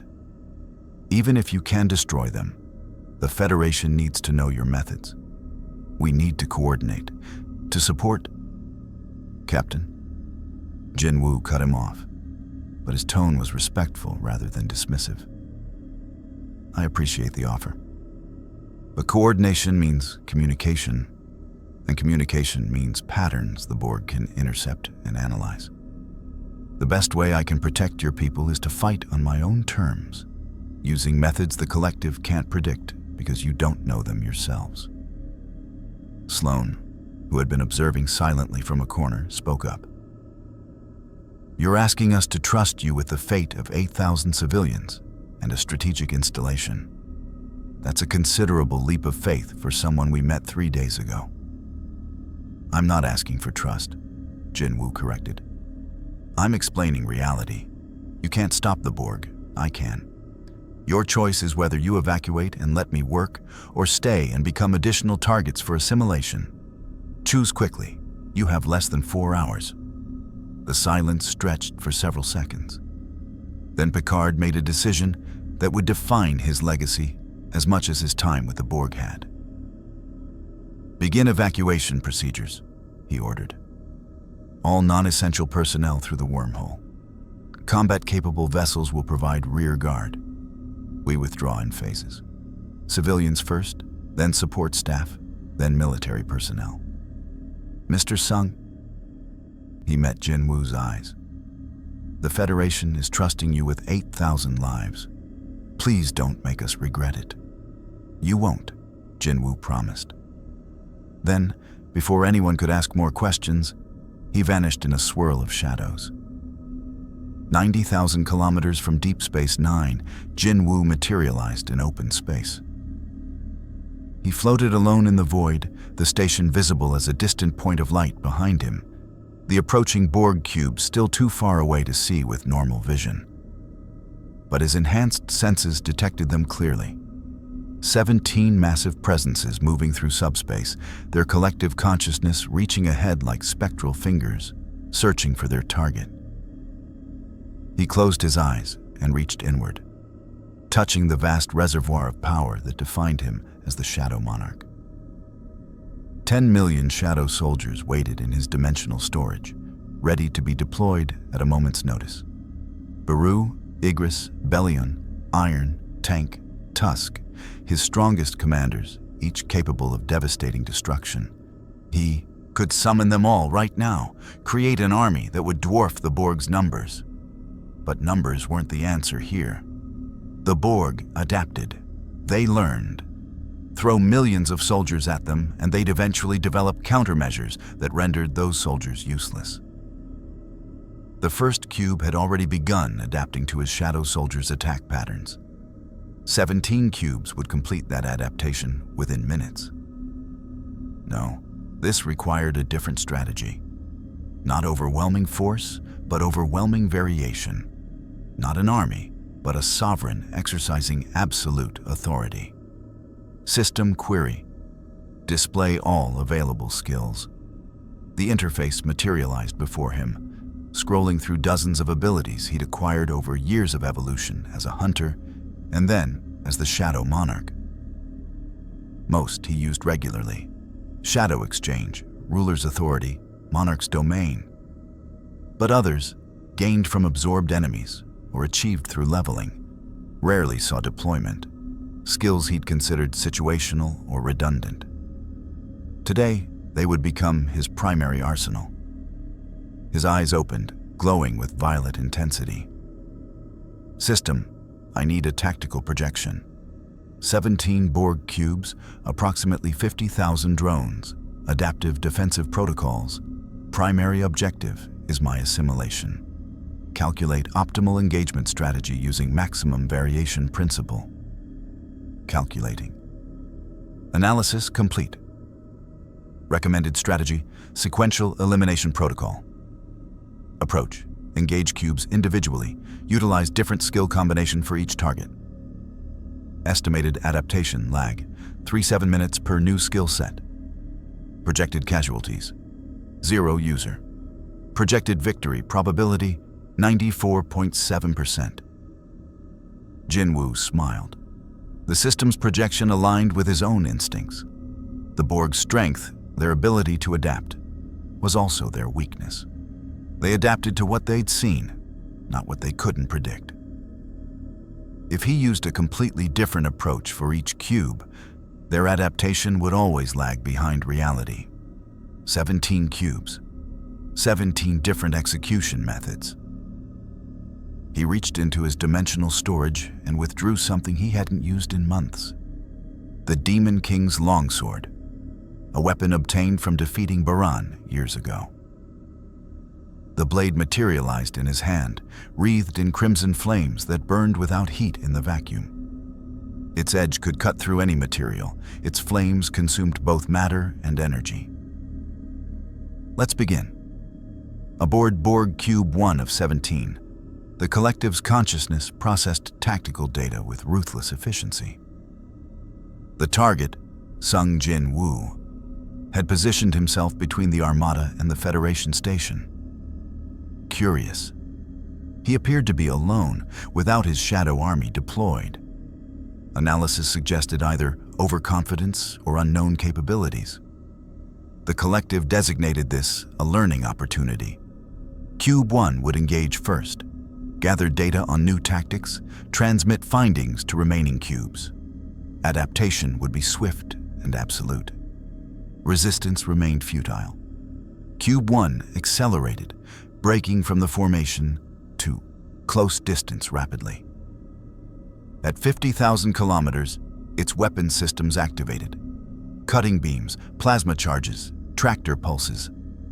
Emerald fire lanced across space, converging on the single humanoid target. Jinwoo didn't dodge. He raised the Demon King's longsword and swung once. A horizontal slash that shouldn't have reached anything across 50,000 kilometers of vacuum. The blade's arc extended in a wave of crimson flame that stretched impossibly, crossing the distance in less than a second. The flame cut through space itself, a burning line that intersected Cube 1's trajectory at its exact center. For a moment, nothing happened. Then the cube split perfectly in half along that line, both sections tumbling away from each other as internal systems failed catastrophically. 3,000 drones died instantly as the collective's connection severed. Cube 1 ceased to exist as a functional entity in exactly 1.3 seconds. Borg Cube eliminated. 1F winning. Adaptation, analysis, insufficient data, attack pattern unknown. The remaining 16 cubes processed this outcome with what might have been surprises if the Borg were capable of such emotion. The target had destroyed Cube 1 without physical contact, using an energy projection that didn't match any recorded weapon system. Adaptation protocols activated, defensive shields modulating to frequencies designed to deflect energy-based attacks. Cube 2 and Cube 3 moved forward simultaneously, their strategy shifting to coordinated assault. If adaptation required data, they would gather it efficiently by attacking from multiple vectors. Jinwu dismissed the Demon King's longsword and cracked his knuckles. Time for Method 2. Skill activated. Bloodlust. An aura of pure killing intent exploded outward from Jinwu. A psychological weapon honed through battles against beings whose mere presence could drive lesser entities mad. In his world, bloodlust had been used to intimidate, to freeze enemies in terror, to break the will of opponents before blades ever crossed. Against the Borg, it served a different purpose. The aura washed over Cubes 2 and 3, seeping into their systems not as electromagnetic interference, but as conceptual pressure, the weight of death itself, demanding acknowledgement. The Borg drones, their organic components still containing primitive survival instincts despite cybernetic suppression, experienced something they hadn't felt in decades: fear. Individual consciousnesses, buried beneath the collective's will, flickered to awareness for microseconds. Synapses misfired.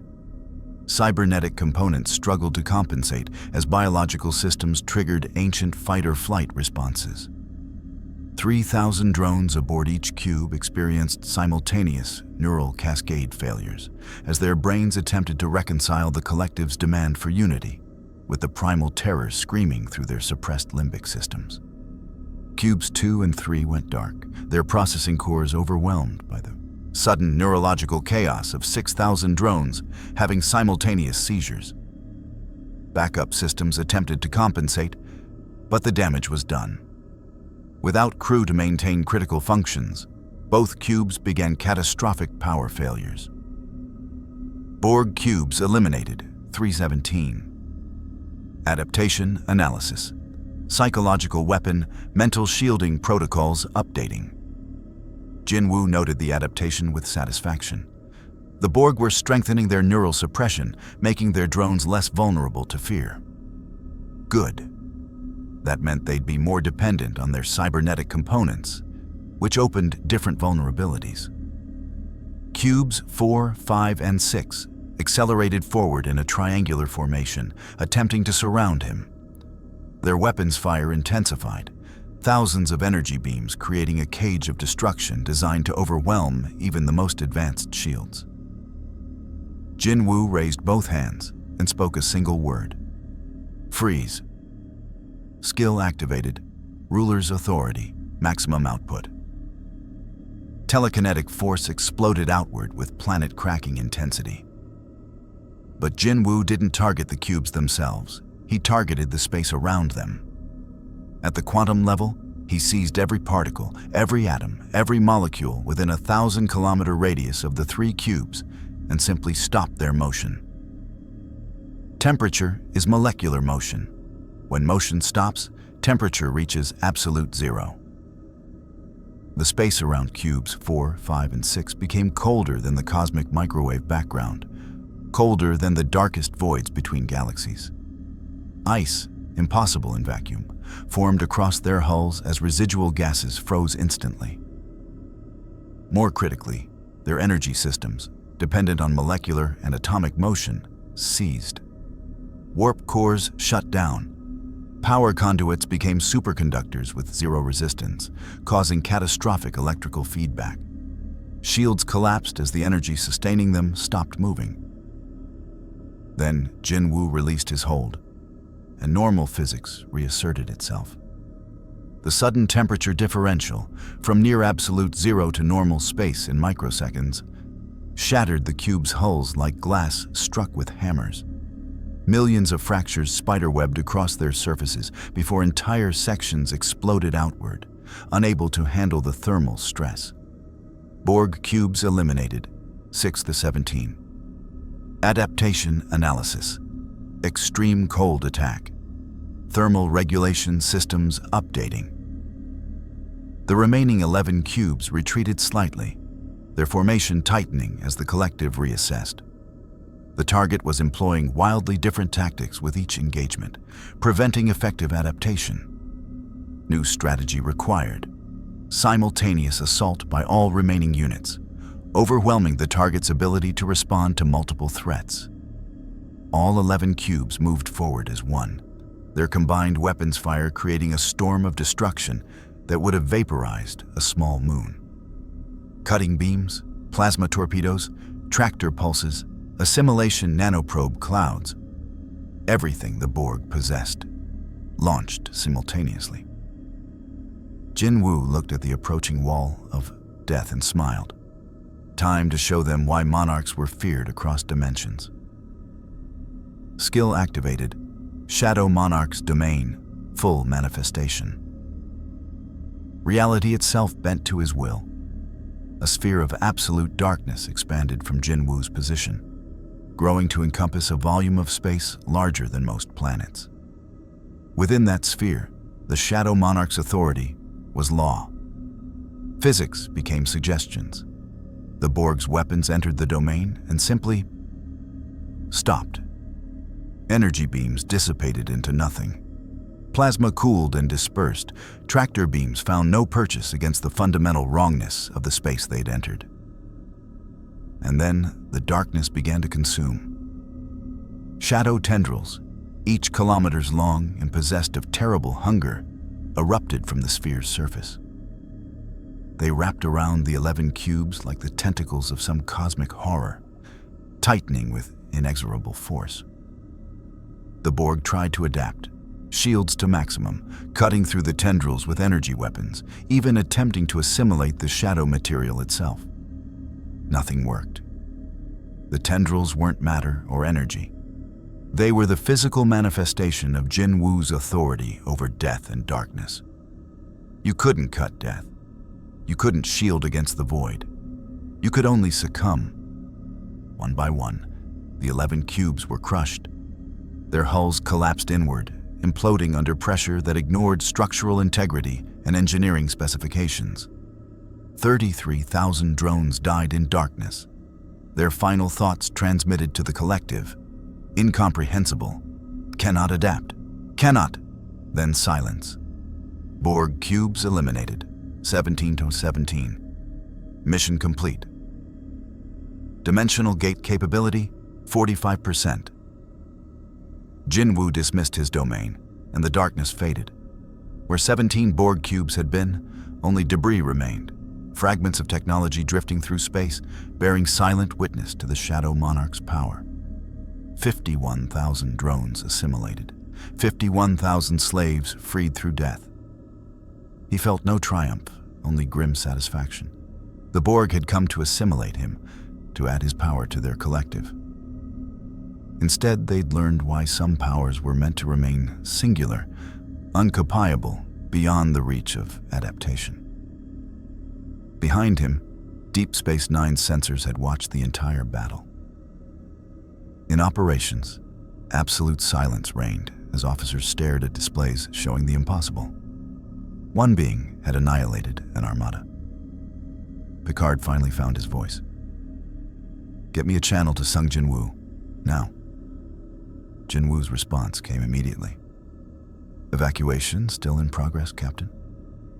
"Yes, we have another hour before." "Mr. Sung, you just destroyed 17 Borg cubes. How?"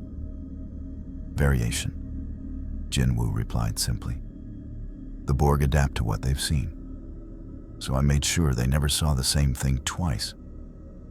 Is the Federation going to have a problem with this?" Picard hesitated, choosing his words carefully. "The Federation has a problem with unilateral action. But given the alternative was our assimilation, I think Starfleet will find it difficult to criticize your methods. You saved 8,000 lives today, Mr. Sung. That earns considerable goodwill." "Good. Because I'm going to need more of your scientists' time. The system's recalibration is accelerating.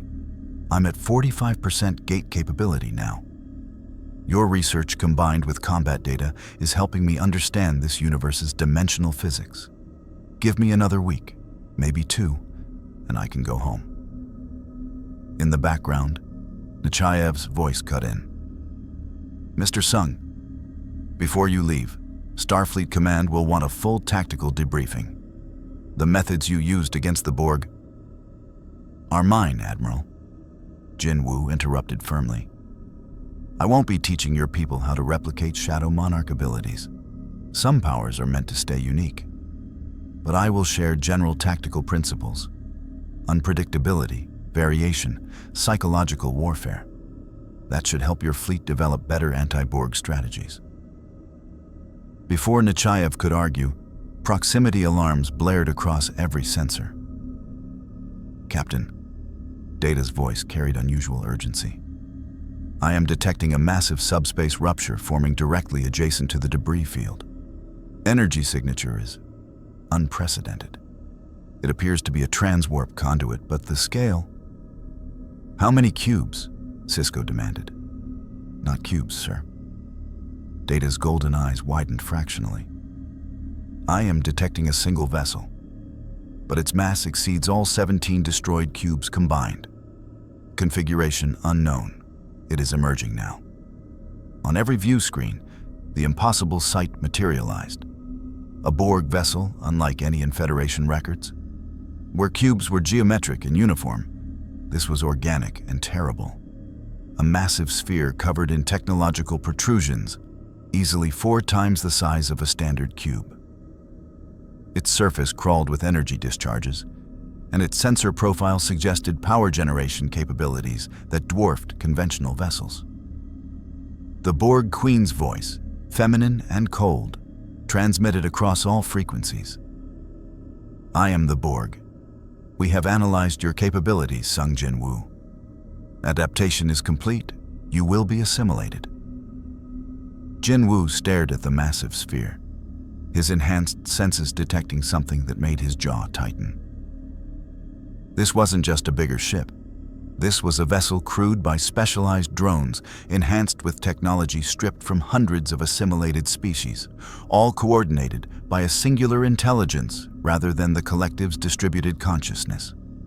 The Borg Queen herself had come, and she'd brought assimilation protocols specifically designed to counter everything he'd just demonstrated. The Borg Queen's sphere. They drifted through the debris field like a predator surveying its hunting ground. 4 kilometers in diameter, its hull bristled with weapon systems that represented the accumulated military technology of 1,000 assimilated civilizations. Energy signatures pulsed across its surface in patterns that suggested not just power, but intelligence. A singular consciousness coordinating every system with precision impossible for distributed processing. Jinwoo floated in the void, studying his opponent with the calm assessment of a veteran warrior. The system interface displayed tactical data, but more importantly, his instincts, honed through battles against monarchs and outer gods, screamed warnings. This wasn't like the cubes. Those had been powerful but ultimately predictable, operating on collective adaptation protocols.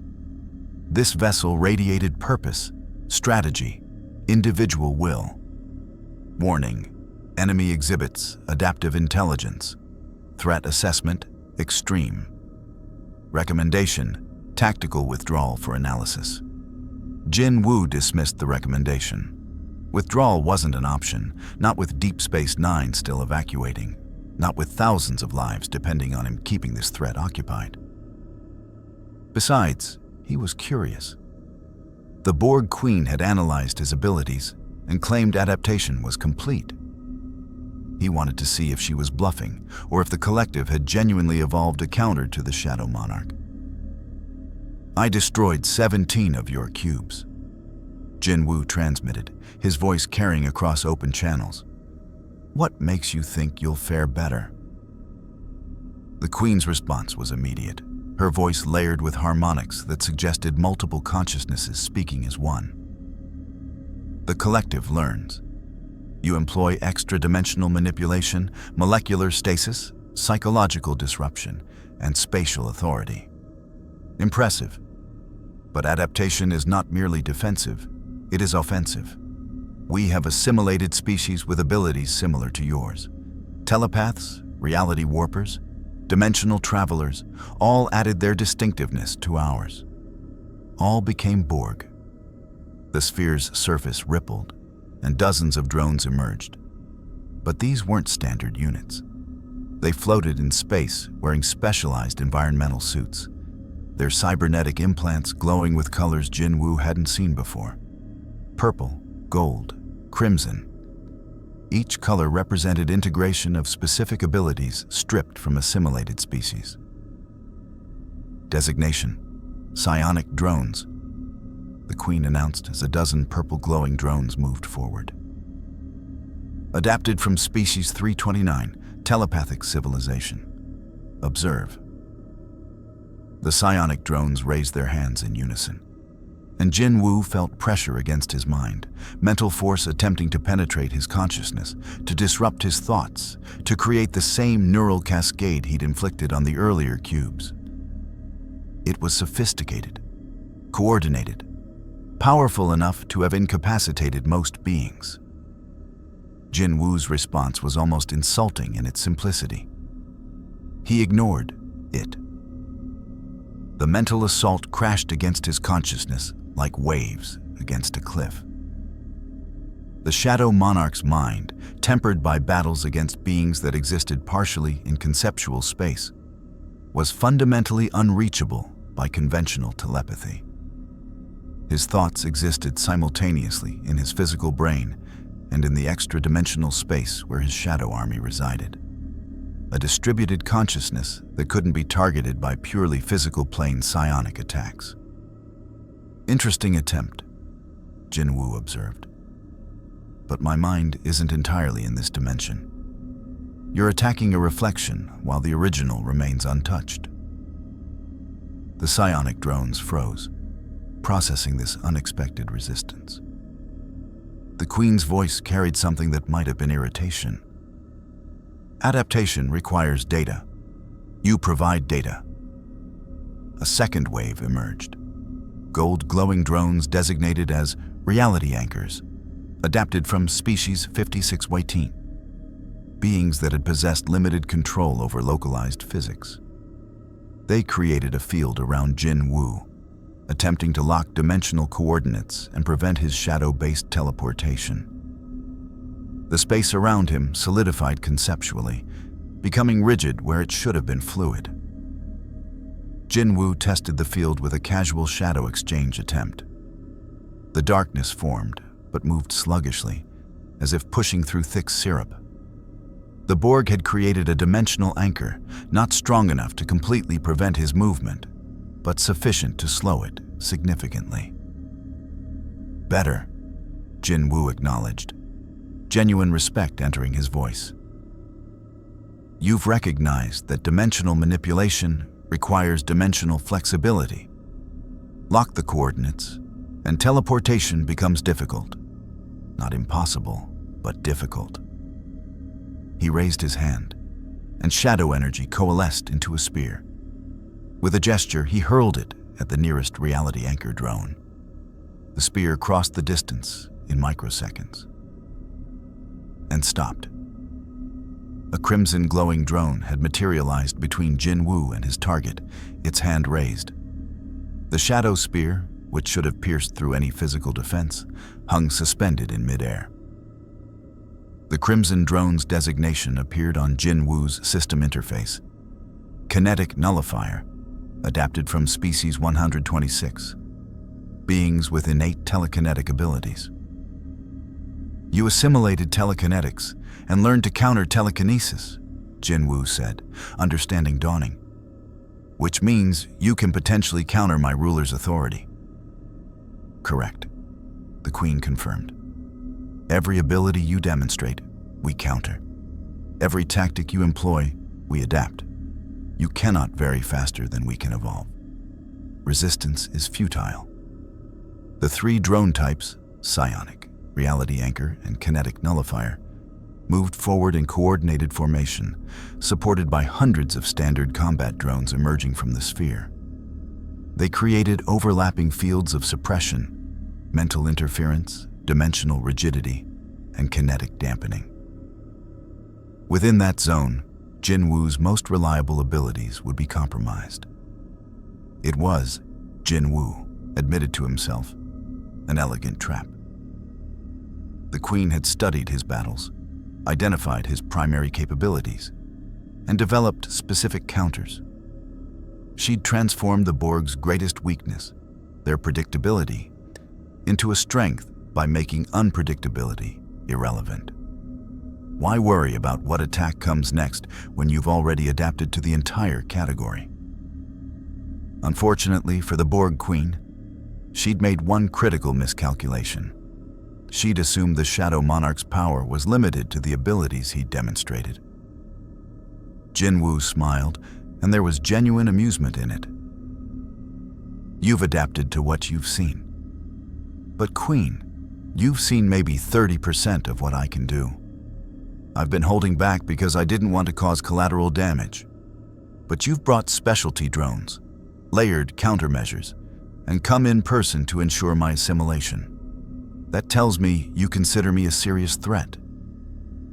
He spread his arms wide, his coat billowing with impossible motion in vacuum. So, let me show you what a serious threat actually looks like. System authorization required. Warning: requested skill exceeds recommended power output for stable dimensional space. Confirm. Release Monarch's true authority? Jinwu confirmed without hesitation. The space around him screamed. On Deep Space Nine, every sensor suddenly redlined. Alarms blared as subspace itself distorted, reality rippling outward from Jinwu's position in concentric waves that made the station shake despite the vast distance separating them. "What is he doing?" Sisko demanded, gripping the operations table as another tremor rattled the deck.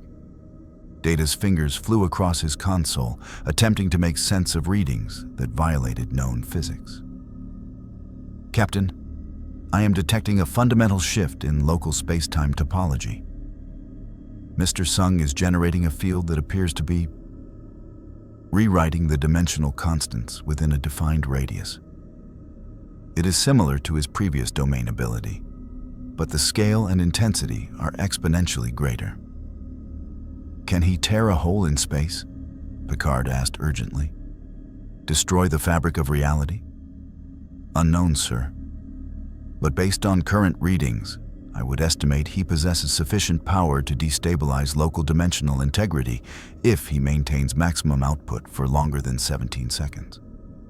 In the void, Jinwu floated at the center of a sphere of absolute authority that expanded outward at near light speed. When it touched the Borg drones, they simply ceased to function. Not destroyed, cancelled. Their physical forms remained intact, but the fundamental forces binding their atoms together momentarily forgot how to interact.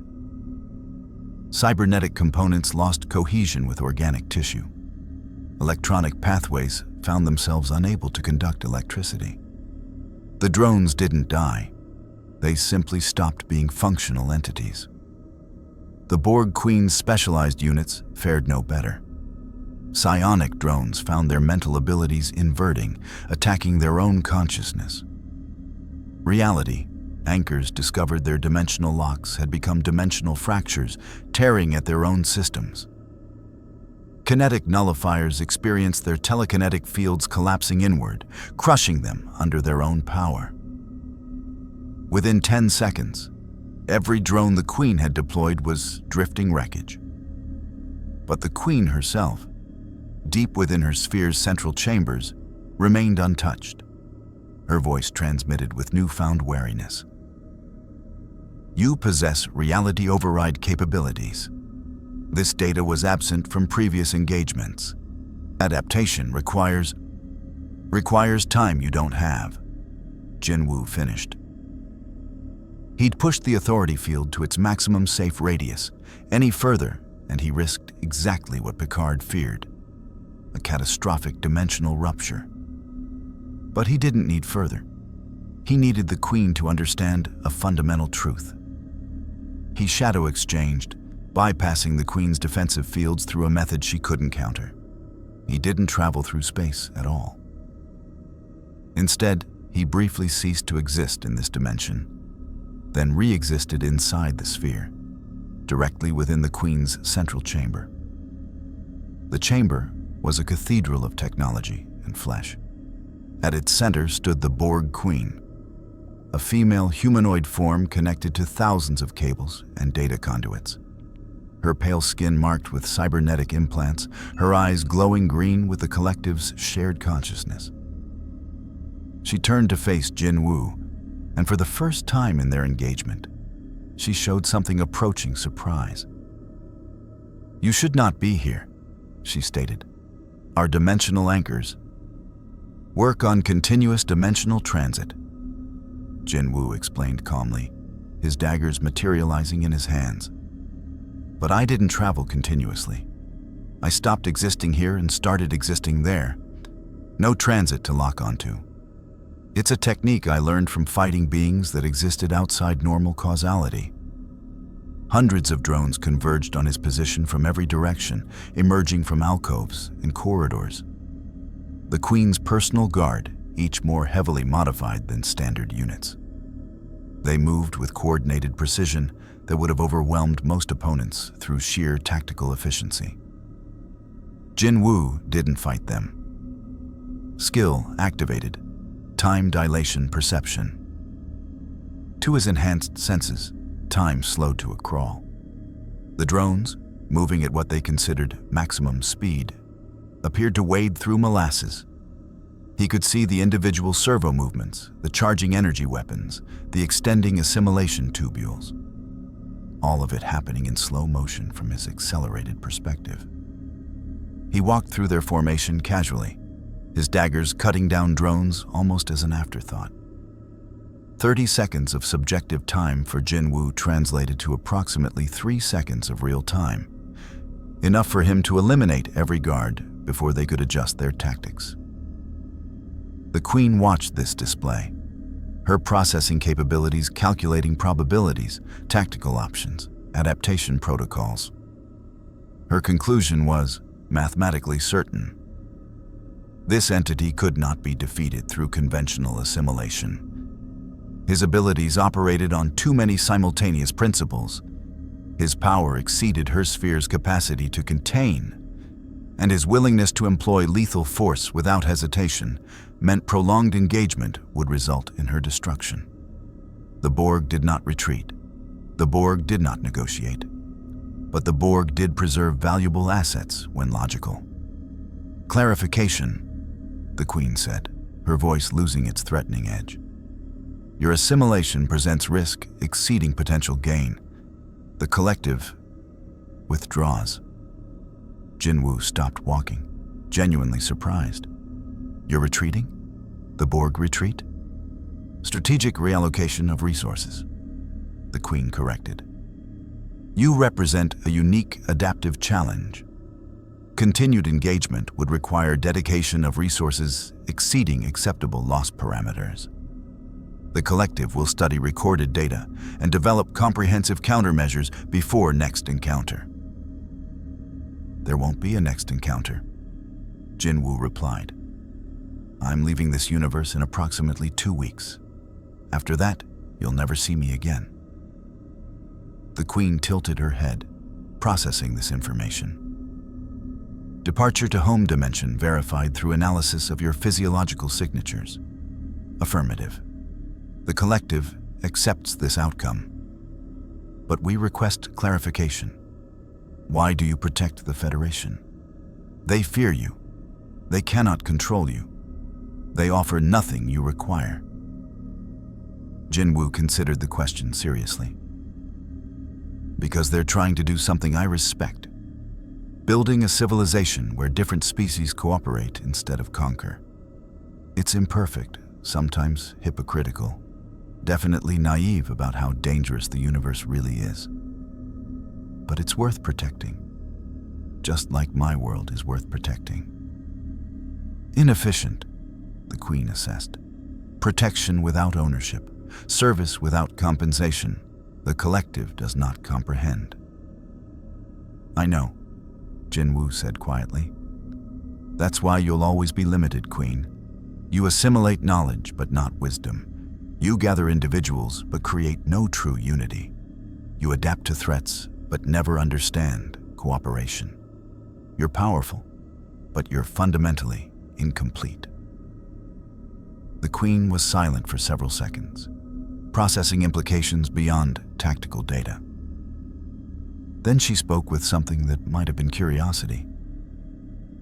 If the collective encountered your species, humans from your dimension, would you defend them as you defend these humans? Without hesitation.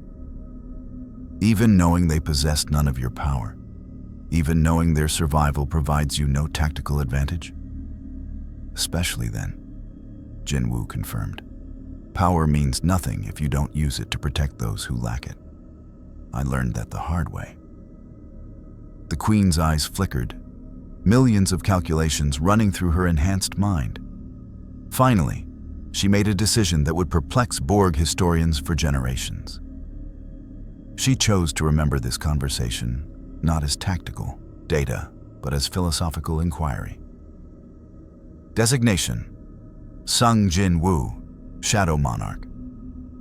The collective will not pursue you further during your presence in this dimension. Upon your departure, all records of your abilities will be archived for future reference. This is compromise, an inefficient solution, but statistically optimal given current parameters. I can accept that, Jinwu said. He dismissed his daggers, a gesture of truce. Safe travels, Queen. Try not to assimilate too many innocent civilizations while I'm here. We are Borg. Assimilation is purpose. I know. Doesn't mean I have to like it. Jinwu turned and Shadow exchanged back to open space, leaving the Queen alone in her chamber, surrounded by the wreckage of her personal guard. As the Borg sphere opened a transwarp conduit and departed, Deep Space Nine's operations center erupted in confused celebration. They'd witnessed the impossible, the Borg retreating.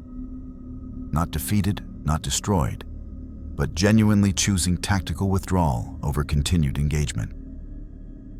Picard opened a channel to Jinwu, who floated alone in the debris field of 17 destroyed cubes. Mr. Sung, what just happened? Did the Borg Queen truly retreat? She did, Jinwu confirmed, exhaustion finally entering his voice. We reached an understanding. She realized she couldn't assimilate me without losses she wasn't willing to accept.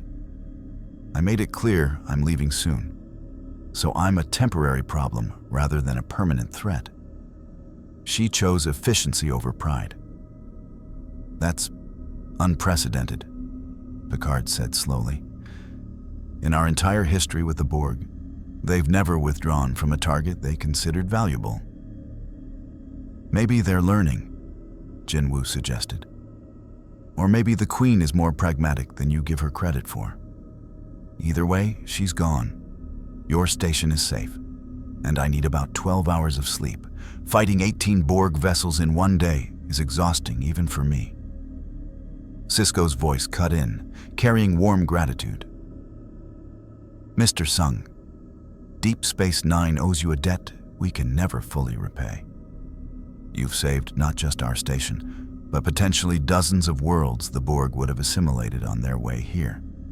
The Federation can express gratitude by expediting my dimensional research.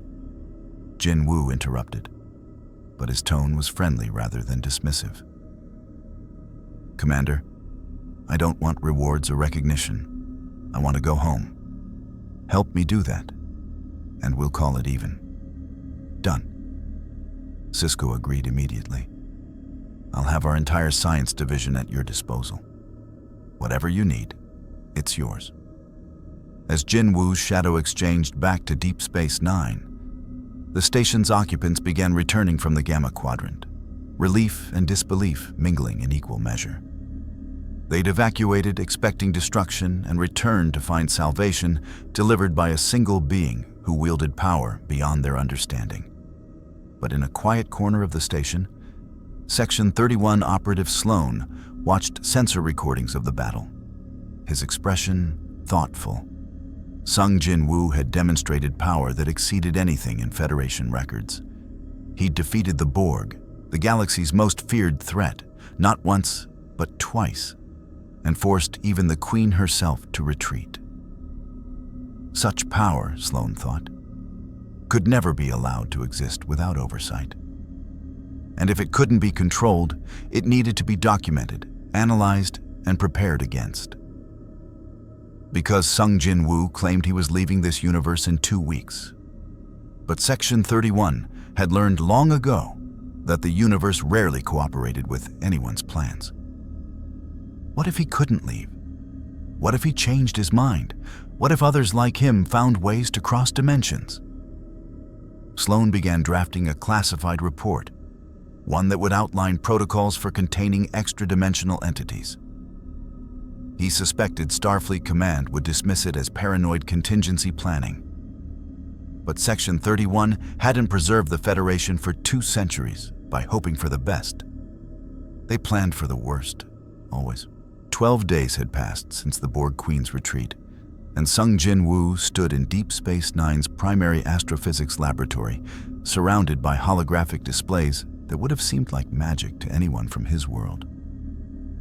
Data and Dax worked beside him, their combined expertise, 8 lifetimes of Trill experience and a positronic brain of infinite patience, finally yielding results. "We've isolated the quantum signature," Dax announced, her spots darkening with excitement. "Your home dimension operates on a different fundamental frequency than ours. Think of it like 2 radio stations broadcasting on different channels. We're on 101.5 FM, and you're from 107.3 FM. Data nodded, manipulating a holographic model of dimensional topology. "The challenge is creating a stable bridge between frequencies. Normal dimensional gates, as you call them, work within a single universal frequency. What you require is a trans-frequency aperture, a gate that can maintain cohesion while shifting between dimensional constants." Jin-woo studied the model, his system interface overlaying additional data visible only to him. Dimensional gate capability, 89%. So close. The past 12 days had been productive. Combat data from the Borg encounters, theoretical models from Federation scientists, and constant recalibration by the system had pushed him to the threshold of return. "How much energy would this trans-frequency aperture require?" Jin-woo asked. "Less than our initial estimates," Data replied, which was encouraging until he continued. "Approximately 10^47 joules, rather than 10^53. Still equivalent to a medium-sized star's total energy output over several thousand years. Which we obviously don't have access to," Dax added apologetically.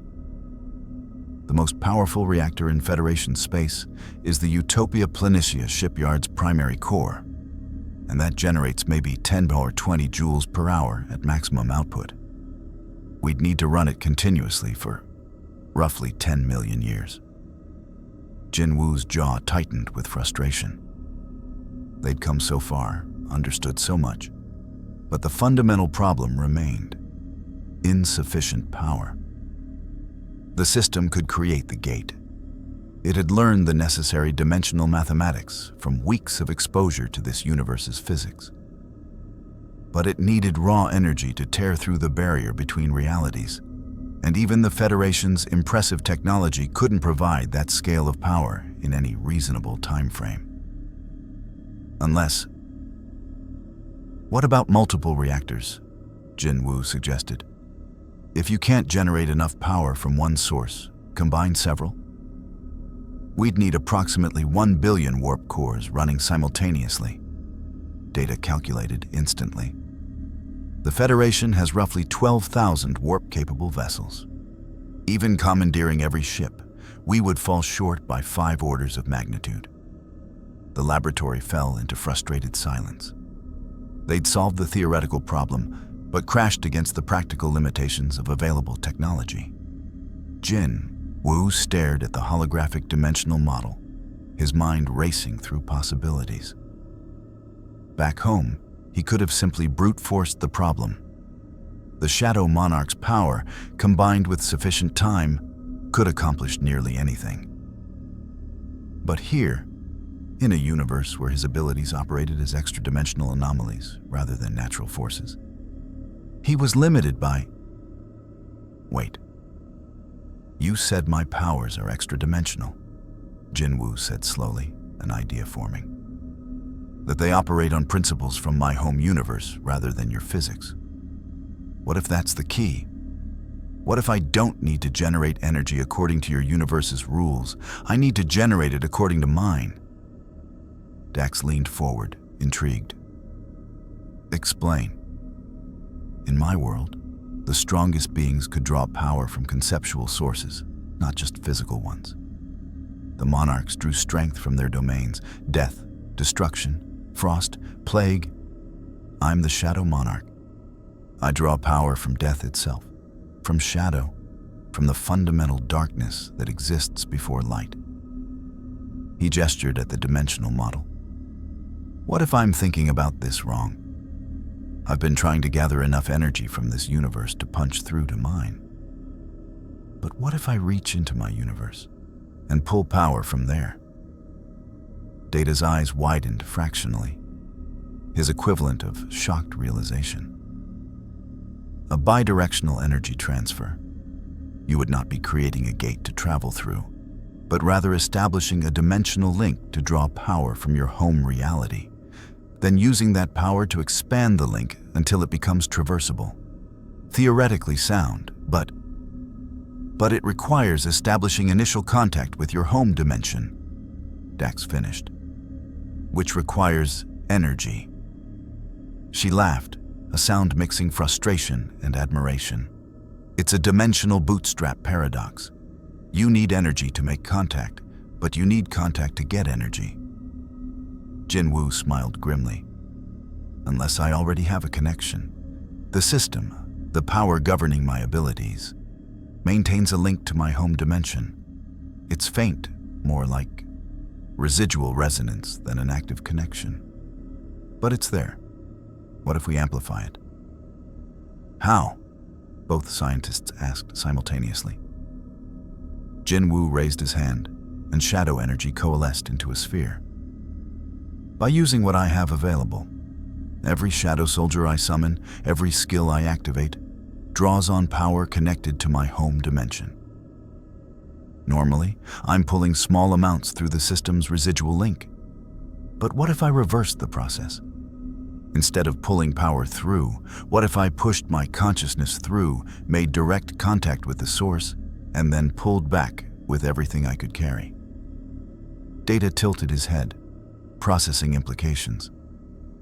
You are describing dimensional astral projection, sending your consciousness across dimensional barriers while your physical form remains here, then establishing a strong enough connection to create a stable gateway for your body to follow. The risks are substantial. If the connection severed while your consciousness was in transit, you would become comatose, possibly irreversibly. I've done riskier things, Jin Woo said flatly. How do we amplify the system's residual resonance enough for me to make the attempt? Dax worked her console rapidly, running calculations. We'd need a massive energy surge at precisely the right quantum frequency to boost your connection. It wouldn't need to be sustainable, just a brief spike powerful enough to push you through. Something like... She paused, her expression shifting from excitement to concern. Something like detonating a warp core. The laboratory went silent. Warp core breaches were catastrophic events that could vaporize starships and damage subspace itself. The resulting energy release was precisely the kind of massive, brief spike Dax described. but it would also kill everyone within several hundred kilometers unless properly contained. Theoretically, Data said carefully, if we removed a warp core from a vessel, transported it to a safe distance from any inhabited areas, and initiated a controlled breach while Mr. Sung positioned himself at the epicenter of the explosion, the energy surge might provide sufficient amplification for his attempt. That's insane, Dax protested. Even if the energy boost works, he'd be at ground zero of a warp core explosion. The matter-antimatter annihilation alone would release enough radiation to... She stopped, looking at Jinwoo. You could survive that, couldn't you? I've survived worse, Jinwoo confirmed. But would the explosion damage subspace permanently? I won't risk destroying part of your universe just to get home. Data ran simulations, holographic projections showing energy dispersal patterns. A single warp core breach in deep space, far from inhabited systems or subspace relay networks, would cause temporary localized distortion, but no permanent damage. Subspace would heal within approximately 47 hours. Jinwoo made his decision. Then that's the plan. We detonate a warp core, I use the energy surge to establish dimensional contact, and I pull myself home through sheer force of will. There are complications, Data noted. No Starfleet captain would voluntarily donate their warp core for destruction. The loss of a single core represents millions of credits in resources and months of manufacturing time. Starfleet Command would never authorize. I'll handle Starfleet Command. Captain Picard's voice cut in from the laboratory entrance. He'd been standing there for the last several minutes, listening.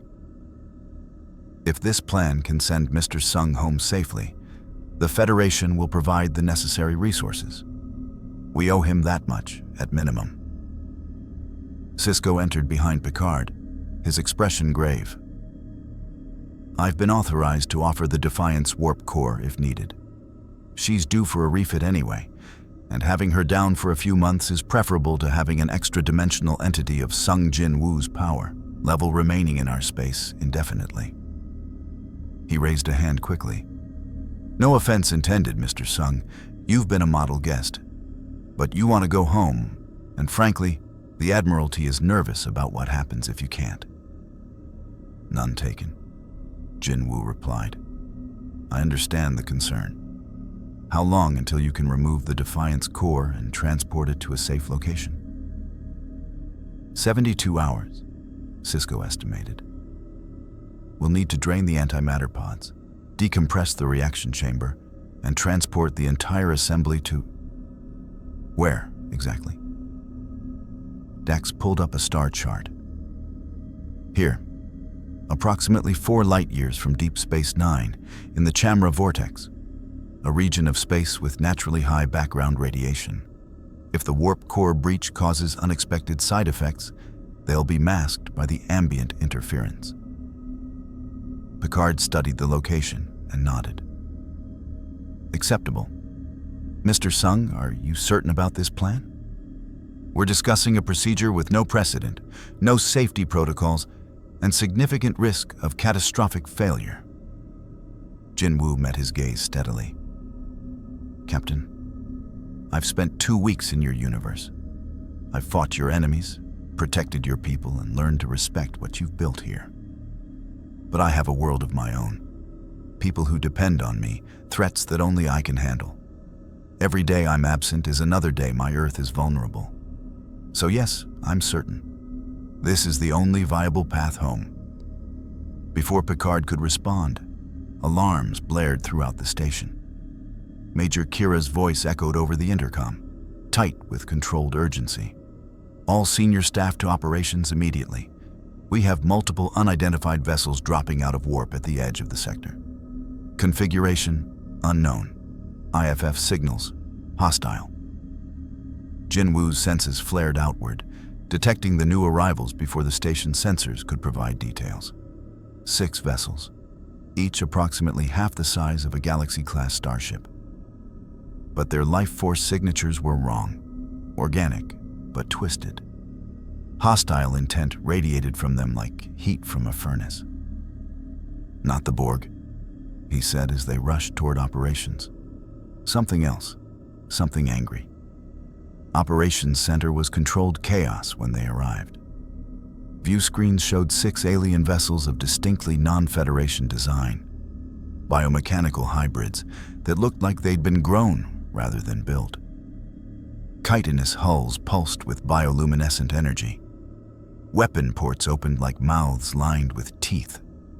These weren't ships in the conventional sense. They were organisms, vast and predatory. "Identification?" Picard demanded. "Unknown species," Worf reported from Tactical. "They're broadcasting on all frequencies, but the message is disturbing." He played the audio. A voice, or rather, thousands of voices speaking in unison, filled operations. Unlike the Borg's cold mechanical harmony, this was organic chaos, a choir of hatred and hunger. "Federation of cowards, servants of the false peace. We are the Kharik swarm. We have traveled far, hunting the dimensional anomaly that murdered 17 children of the collective, the Shadow Monarch. Surrender him to us, or we will consume your station and everyone aboard." Jinwoo felt every eye turn toward him. "The Kharik swarm? Never heard of them." "Neither have we," Sisko said grimly. "But if they're here for you, and they consider Borg cubes their children, we have a serious problem. Data?"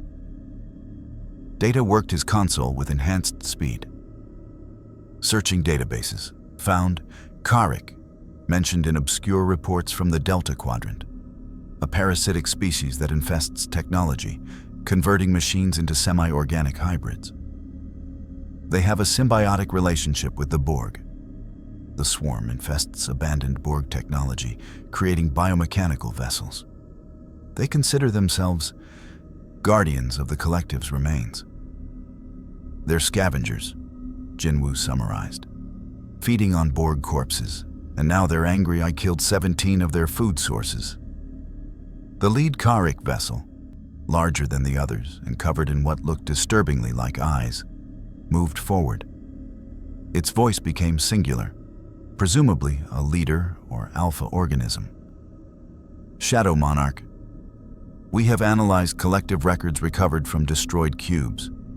We know your power. But you face not adaptable machines now, you face living hunger. We cannot be frozen. We cannot be disrupted. We will overwhelm you through sheer biological persistence. Surrender, or we demonstrate why even the Borg fear to face us when we swarm." Jinwoo stepped forward, his expression cold. "Captain Picard, does the Federation have diplomatic protocols for aggressive parasitic swarms?" "Typically, we attempt negotiation before resorting to force," Picard replied carefully. "I'm not Federation," Jinwoo said flatly. He opened a return channel to the Kharik. "You want me? Come get me. But understand, I destroyed 17 Borg cubes in a single day. I forced the Queen herself to retreat. If you think being biological instead of mechanical makes you somehow superior, I'll be happy to teach you the same lesson." The Kharik leader's response was a sound somewhere between laughter and clicking mandibles. Confident words from one small being. "We bring 6 hunter ships, each crewed by 10,000 warriors. You will drown in living biomass before you destroy even one vessel. The swarm is eternal. The swarm is..." The transmission cut off as Jinwoo's shadow exchanged into the vacuum between the station and the Kharik fleet. He floated alone in space, arms crossed, waiting. "Foolish," the Kharik leader finished, its tone shifting to satisfaction. "The prey volunteers itself for consumption. Swarm, advance, feast." All 6 biomechanical vessels surged forward, their hulls rippling as thousands of ports opened. From each port emerged what could only be described as biological missiles. living creatures, each 3 meters long, propelling themselves through space with internal combustion that violated several laws of physics. They swarmed toward Jinwu in a cloud of chittering, hungry flesh that numbered in the tens of thousands. On Deep Space Nine, Sisko watched the impossible scene unfold. He's going to be overwhelmed. We need to provide support.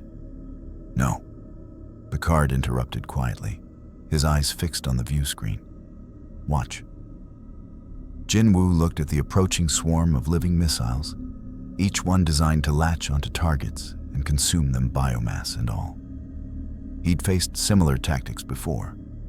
The Monarchs had employed living armies, creatures that thought and adapted.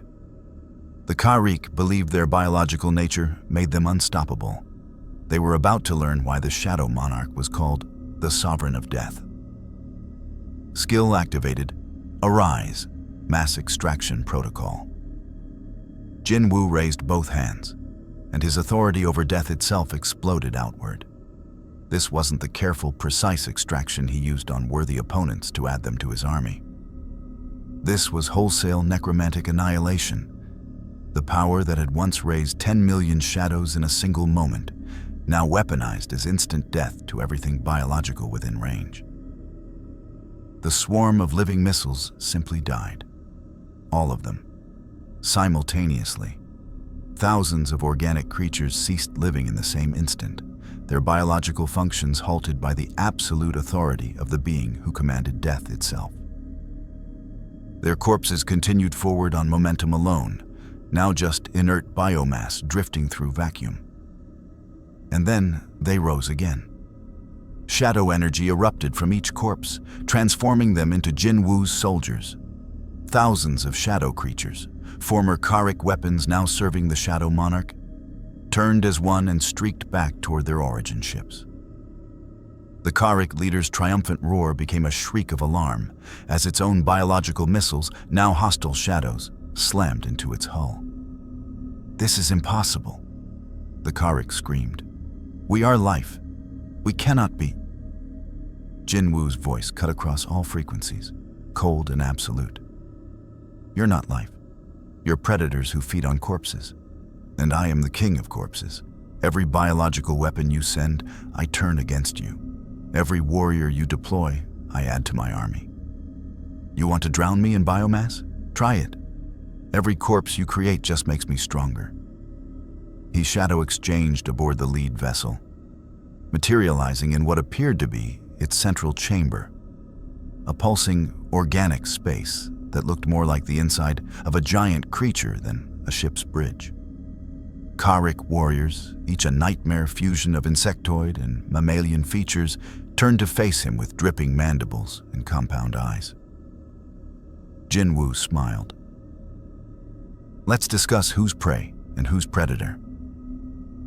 The battle for the Karikh swarm had begun, and it would teach the parasites a lesson the Borg already knew. Some beings were beyond assimilation, beyond consumption, beyond defeat through sheer numbers. The Shadow Monarch stood alone, but he was never outnumbered. Not when every enemy he killed could rise again to serve him. The interior of the Karikh vessel pulsed with bioluminescent light, its organic walls contracting rhythmically like the inside of a vast stomach. Jinwu stood at the center of the chamber, surrounded by hundreds of Karikh warriors that had converged from every corridor and passage. Each creature stood roughly 2.5 meters tall, their bodies a grotesque fusion of insectoid exoskeleton and mammalian musculature. Mandibles clicked in what might have been communication or simply hunger. The Karikh leader, larger than its kin, with additional limbs and a cranium that bulged with what Jinwu's senses identified as a hive coordination organ, circled him slowly. When it spoke, its voice carried the harmonic overlay of thousands of lesser minds. "You cannot kill us all, Shadow Monarch. We are not individuals, but a gestalt. Destroy this body. 10 more take its place. We reproduce faster than you can eliminate. We adapt through evolution, not technology."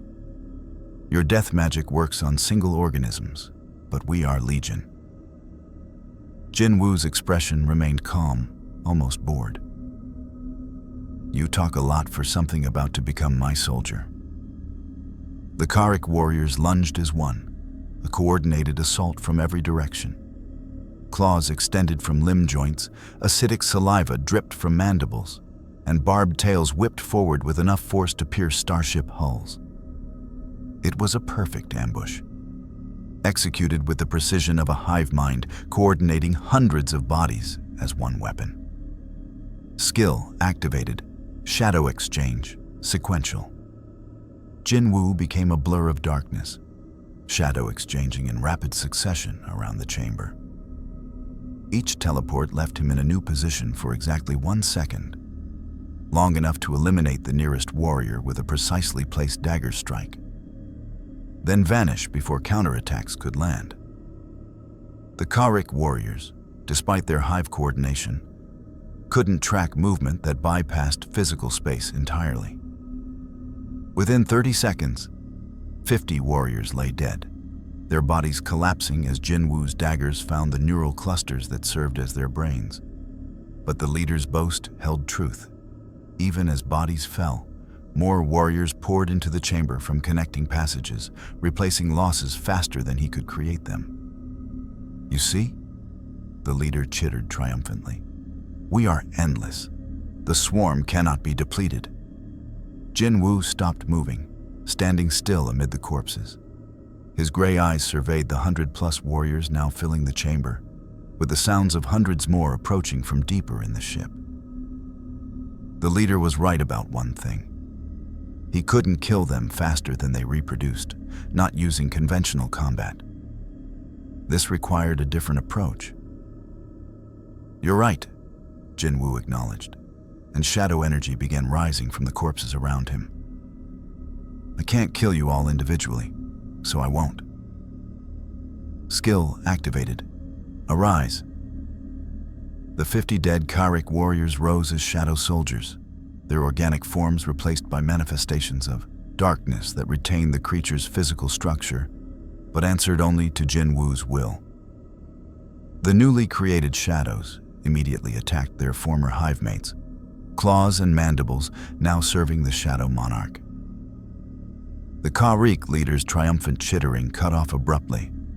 This is not possible. The swarm's dead do not rise. They return to biomass, feed the collective, become nutrients for new warriors. You break the cycle. That's exactly what I do, Jin Woo confirmed. Every warrior you send becomes mine. Every corpse you create is one less body for your biomass recycling. I'm not trying to kill you faster than you reproduce. I'm converting your reproduction into my army's growth. Eventually, you run out of warriors while I keep gaining them. It's basic mathematics.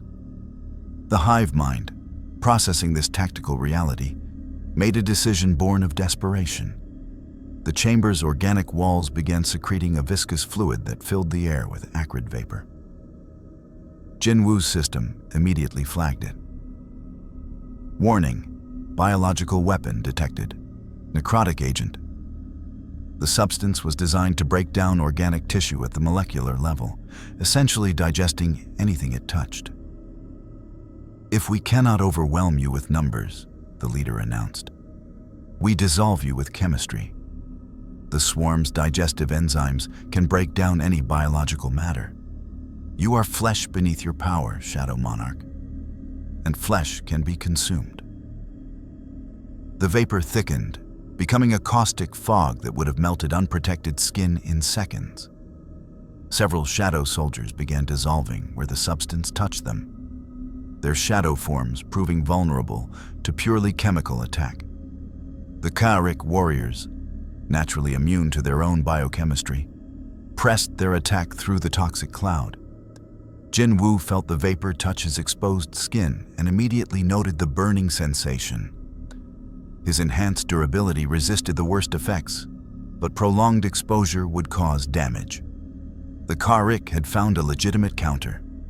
area effect attacks that didn't require hitting him directly, just saturating the environment with destructive agents. Time to escalate. Skill activated. Monarch's Domain, Environmental Override.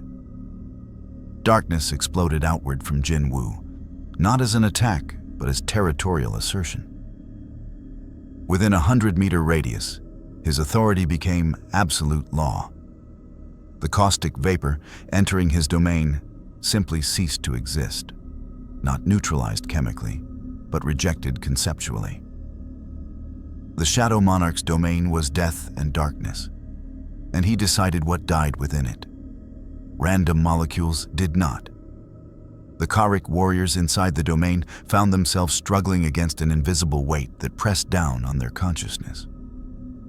Not physical force, but the existential pressure of being inside a space where they were fundamentally unwelcome.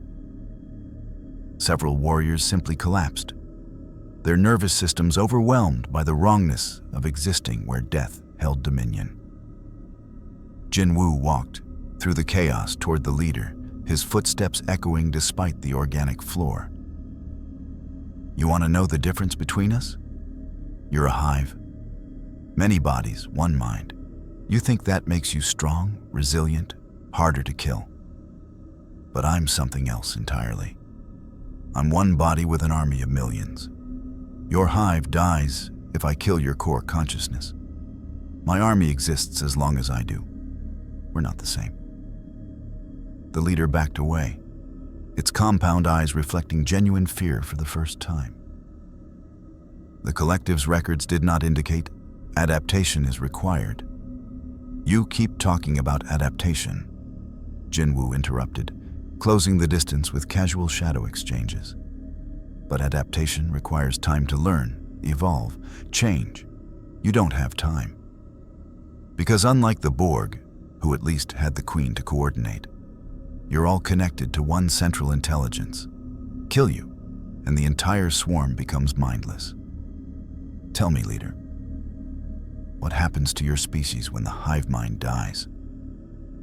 The leader lunged desperately, all its limbs striking in unison with the full force of a creature that knew it faced extinction.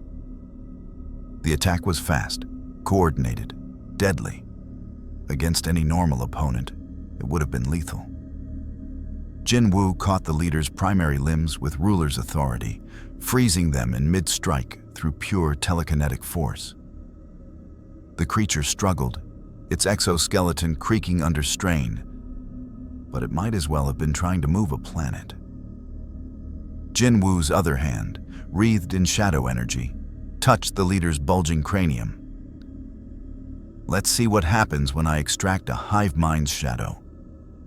Skill activated, forced shadow extraction, hive consciousness. The leader's scream echoed through every Kharik vessel simultaneously. Thousands of warriors across 6 ships crying out as one when their collective consciousness was seized. Jin Woo pulled, not at the leader's physical body, but at the distributed intelligence that connected every member of the swarm. It was like trying to extract the shadow of a forest rather than a single tree, requiring power and focus beyond normal extraction. The system strained under the demand. Warning: extraction exceeds normal parameters. But Jin Woo had extracted the shadows of monarchs before, beings whose existence spanned dimensions. A hive mind, distributed across thousands of bodies but ultimately singular in consciousness, was within his capability. The leader's body convulsed as shadow energy poured from it. Not a single shadow, but a massive, writhing mass of darkness that represented the collective intelligence of 60,000 Kharik warriors. The extraction took 17 seconds, an eternity in combat time. But when it completed, the change was immediate and catastrophic for the swarm. Every Kharik warrior across all 6 ships went still simultaneously. The hive mind that had coordinated them, given them purpose and intelligence, was gone. What remained were biological automatons, individual bodies with Basic motor functions, but no higher cognition, no coordination, no will. They stood motionless, waiting for commands that would never come from a consciousness that no longer existed. Jin Woo held the extracted hive mind shadow in his hand, a roiling mass of darkness that struggled weakly against his grip. It was alien, insectoid, fundamentally different from humanoid shadows. But it would serve. "Arise," he commanded, and the shadow solidified into form. The Karik leader, now a shadow soldier answering to the Shadow Monarch, materialized before Jin Woo.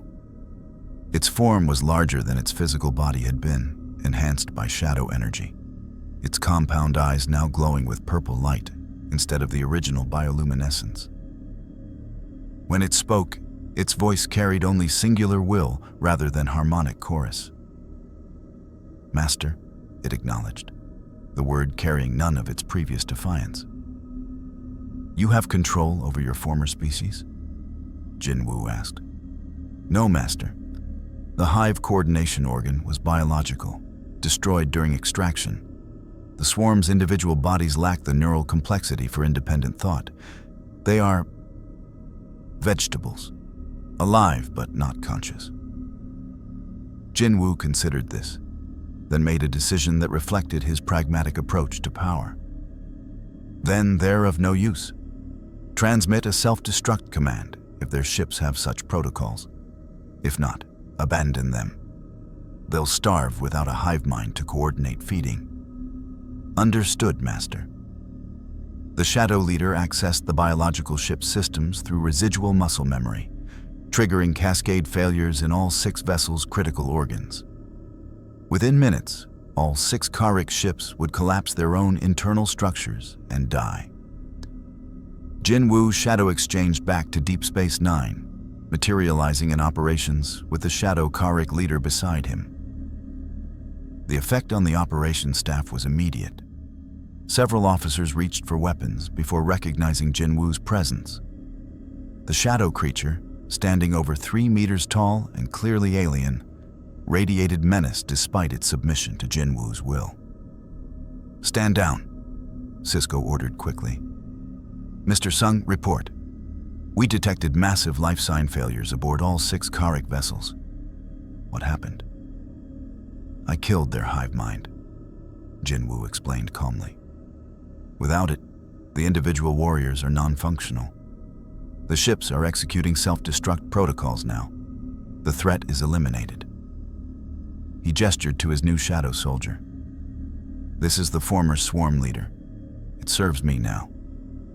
Picard stared at the shadow creature, his expression carefully neutral despite the obvious discomfort. "You've transformed a hostile alien intelligence into your servant." "I've done it thousands of times," Jin Woo replied without apology. "Every enemy I've ever defeated that was worth keeping has joined my shadow army. This one's specialty is biological coordination and hive tactics. It'll be useful against swarm-type enemies in my world." "Mr. Sung," Dax interjected, her voice carrying scientific curiosity rather than moral judgment. "We're detecting something unusual. The dimensional instability around your position just spiked significantly when you extracted that shadow. Your system's connection to your home dimension strengthened noticeably." Jin Woo felt it too. The system interface showed dimensional gate capability 94%. The extraction of a hive mind, an entity that existed partially in conceptual space across thousands of bodies, had required him to reach deeper into his monarch authority than normal. That deep draw had somehow resonated with his home dimension, strengthening the connection. "How much more would I need to reach 100%? He asked. Data worked his console rapidly. "Based on the energy signature increase from this extraction, I estimate 2 or 3 more comparable events would suffice. However, entities of sufficient complexity to require such deep power usage are rare. We have no such creatures in Federation space, to my knowledge. Except maybe Q." Worf muttered darkly. Jinwoo considered this new information. He was so close. 94% capability meant he could almost create the gate on his own. But that remaining 6% represented the difference between a stable crossing and a catastrophic dimensional rupture that could strand him between realities forever. Unless the warp core detonation plan could provide that final push. Before he could voice this thought, alarms blared once again. Jinwoo was starting to wonder if Deep Space Nine had any quiet days, or if his presence had somehow attracted every possible threat in the quadrant. "Captain," Kira announced, her voice tight. "We're receiving a transmission from a Romulan warbird that just decloaked at the edge of sensor range. They're requesting to speak with... They're specifically asking for Sung Jinwoo." Sisko and Picard exchanged significant glances. The Romulan Star Empire, one of the Federation's most dangerous rivals, had been conspicuously absent during the Borg encounters. But they'd surely been watching, gathering intelligence, analyzing Jinwoo's capabilities. Now they were making contact. "Put them through," Picard ordered, his command presence radiating diplomatic caution. The view screen shifted to show a Romulan commander, a woman with the distinctive pointed ears and sharp features of her species, wearing the military uniform of the Romulan Star Empire. Her expression was carefully neutral, but Jinwoo's enhanced senses detected calculation beneath the diplomatic mask.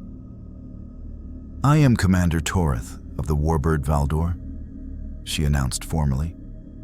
"I bear a message from the Romulan Senate and the Tal Shiar. Sung Jinwoo, called the Shadow Monarch. The Empire requests a private audience. We have information regarding your dimensional transit challenge. Information the Federation does not possess." Picard's jaw tightened.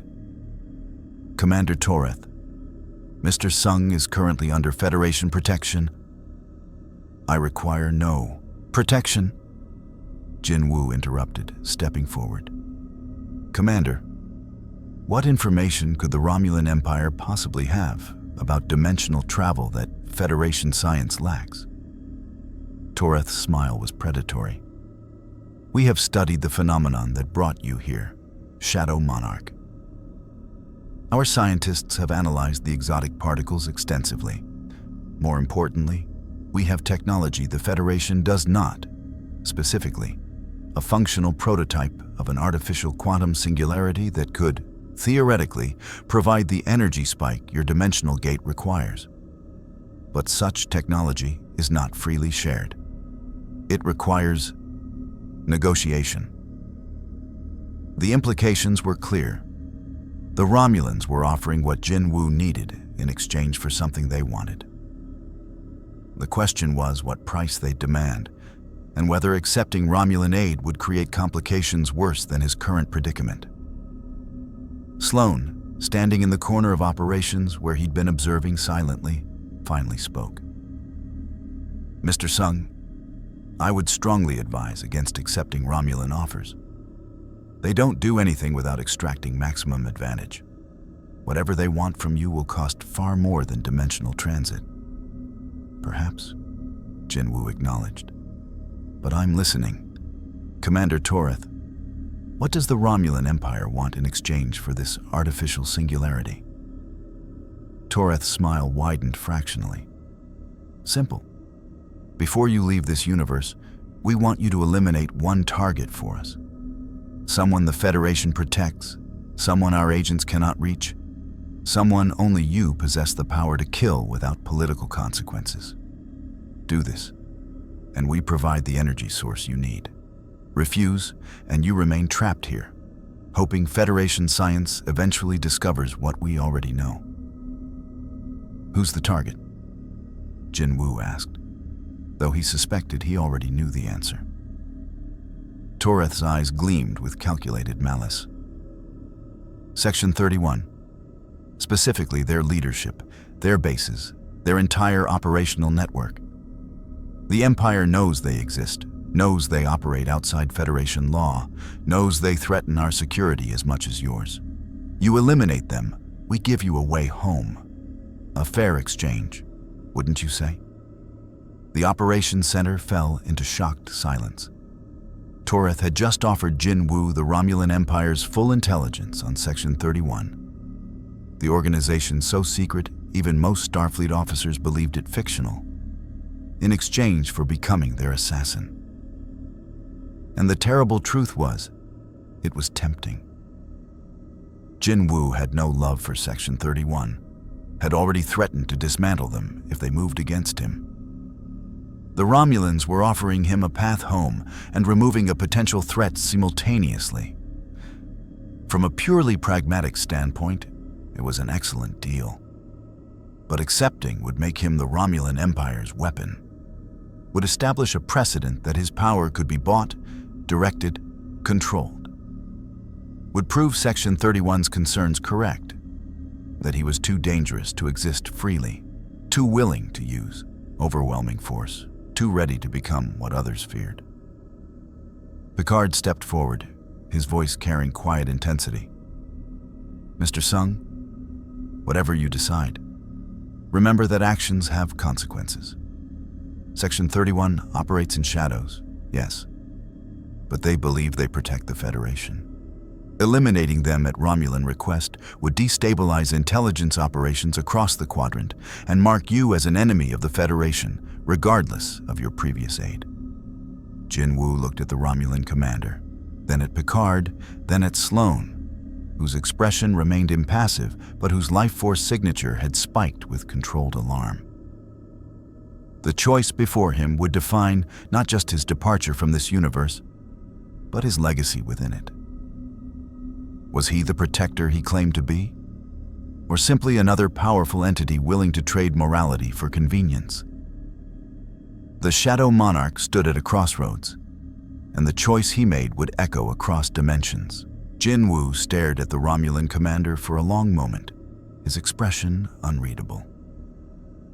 The operations center held its collective breath as every officer present understood they were witnessing a pivotal moment. The instant where the Shadow Monarch would reveal whether he was truly an ally or simply a force of nature that served only his own interests. Finally, Jin Wu spoke, his voice carrying absolute finality. No. Toreth's confident smile faltered. No. Shadow Monarch, we offer you precisely what you need. You offer me a way home in exchange for becoming your assassin. Jin Wu interrupted coldly. You want me to eliminate your enemies, so you can claim I acted independently, avoiding political consequences while removing a strategic obstacle. It's clever. It's pragmatic.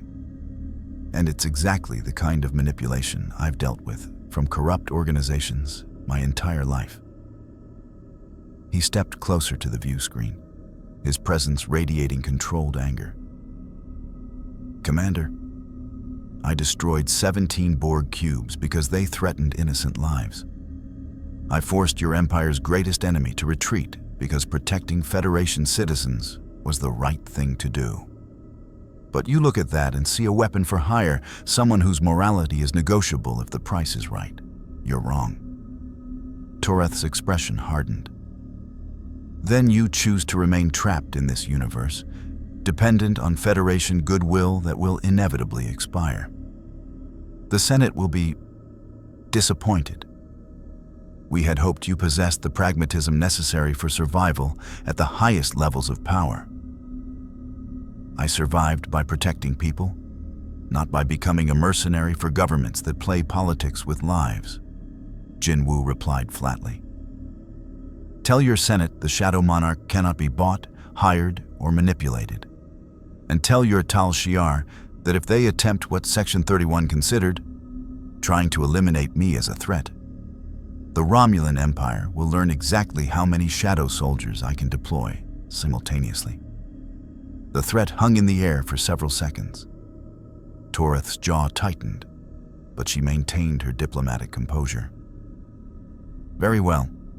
The Empire acknowledges your position. But know this, Shadow Monarch. Refusing our offer means you have made a choice. The Federation is now your only path home. When their bureaucracy and moral hand-wringing slow your progress, when their committees debate for months what we could have provided in days, remember, you had an alternative.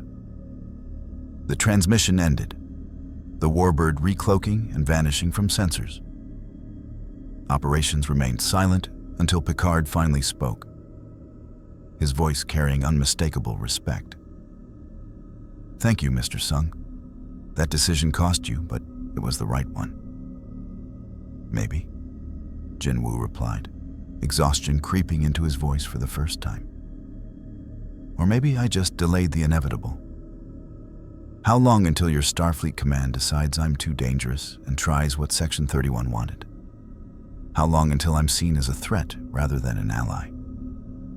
That depends entirely on what happens next. Admiral Nechaev's voice cut in. She'd been observing via subspace link. Mr. Sung, I'll be direct. Your refusal of the Romulan offer demonstrates integrity that frankly surprised many in command. But the Admiralty remains divided on whether your continued presence in Federation space represents acceptable risk. I've been authorized to accelerate your departure by any means necessary. Sisko raised an eyebrow. Admiral, are you saying? I'm saying the Defiance warp core extraction is now top priority, Nechaev confirmed. Engineering teams are already working. We can have the core removed, transported to the Chamra vortex, and ready for detonation in 48 hours instead of 72. Mr. Sung, if your dimensional projection plan works, you could be home in 2 days.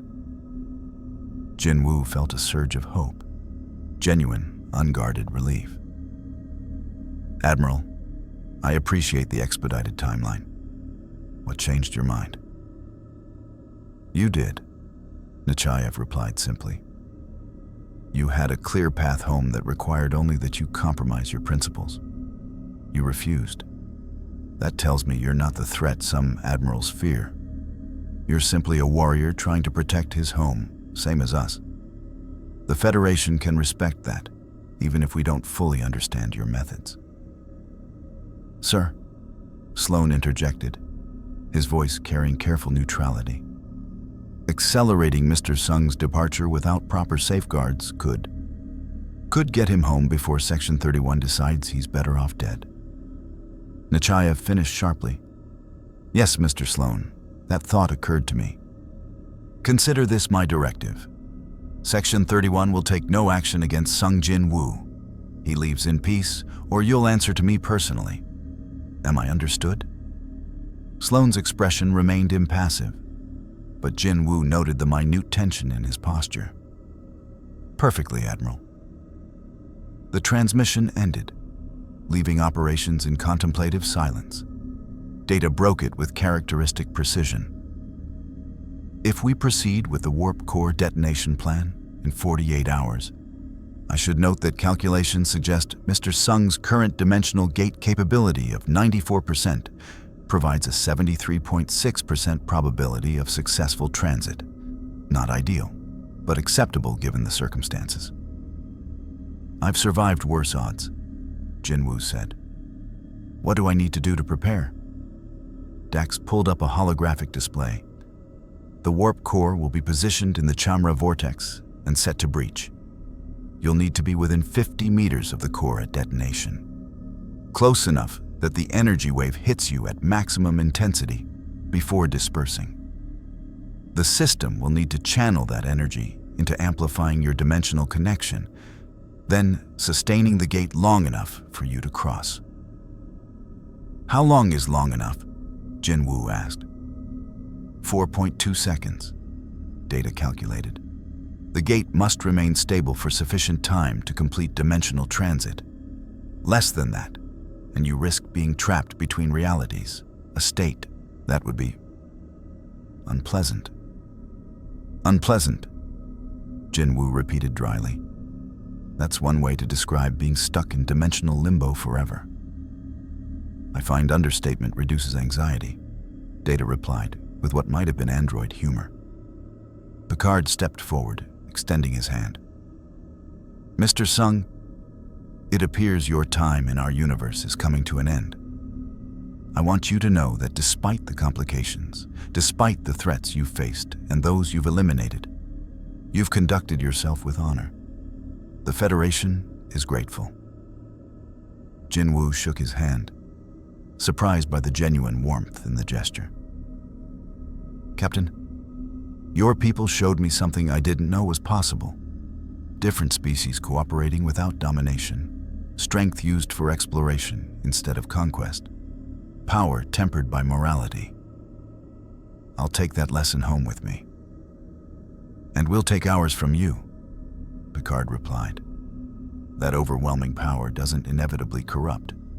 That one individual can make moral choices even when operating beyond any authority's control. You've challenged some of our fundamental assumptions about how power should be regulated." The next 48 hours passed in a blur of preparation.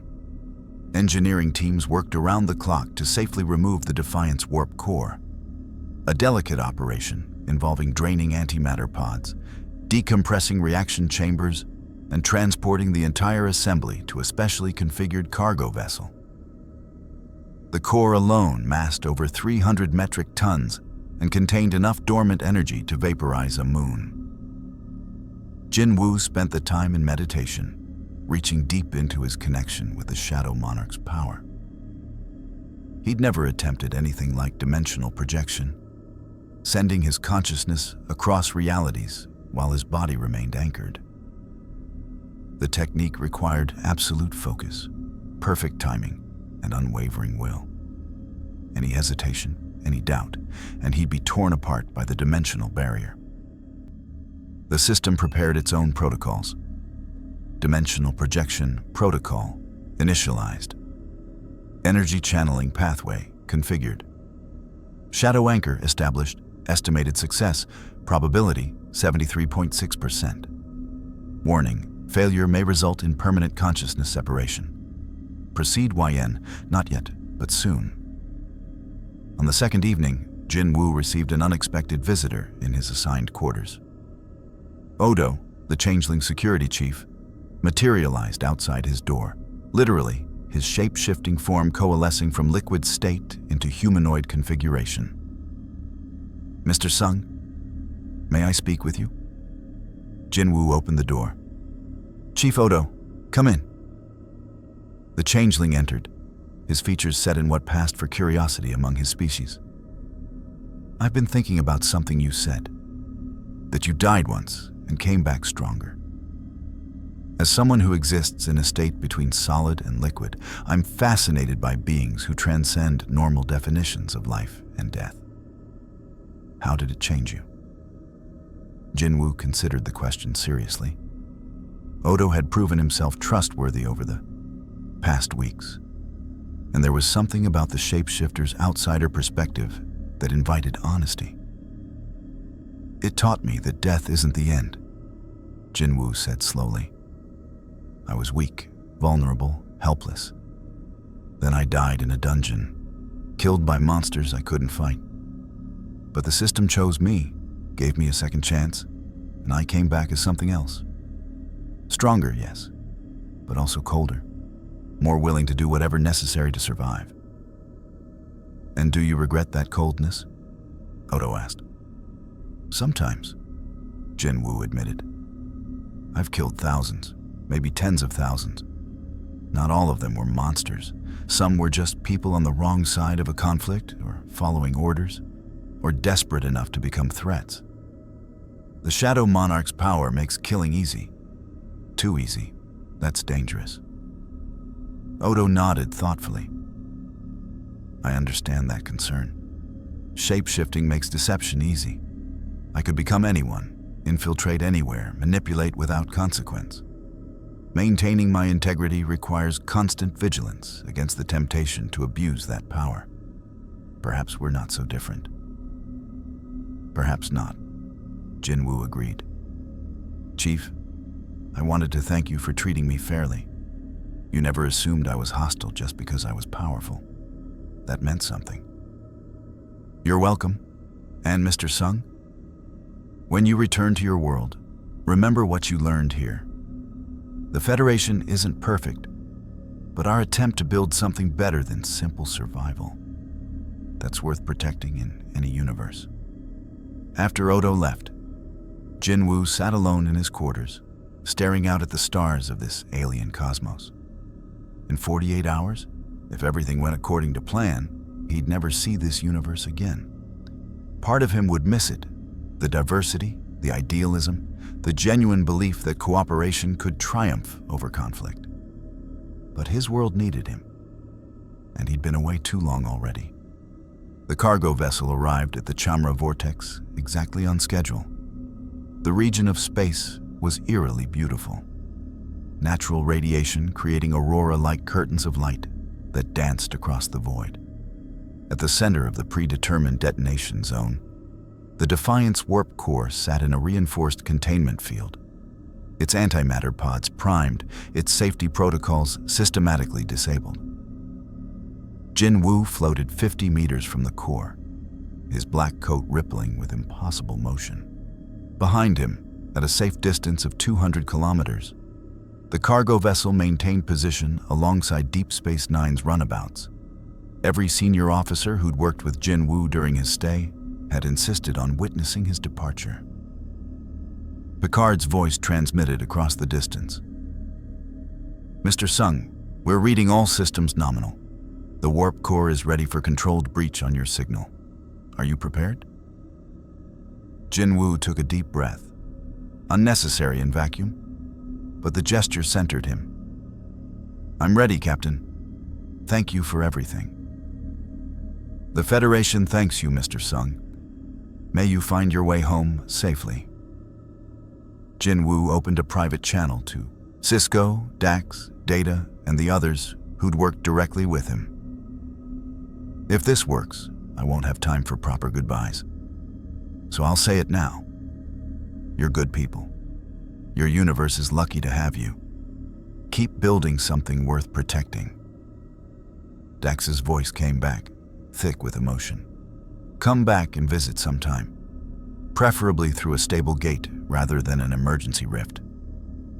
I'll try, Jinwoo promised. Then, to the engineers monitoring the warp core, initiate breach sequence. I'm ready. Deep within the warp core, carefully calibrated failures began cascading. Magnetic containment fields weakened. Matter and antimatter streams, normally kept rigidly separated, began mixing.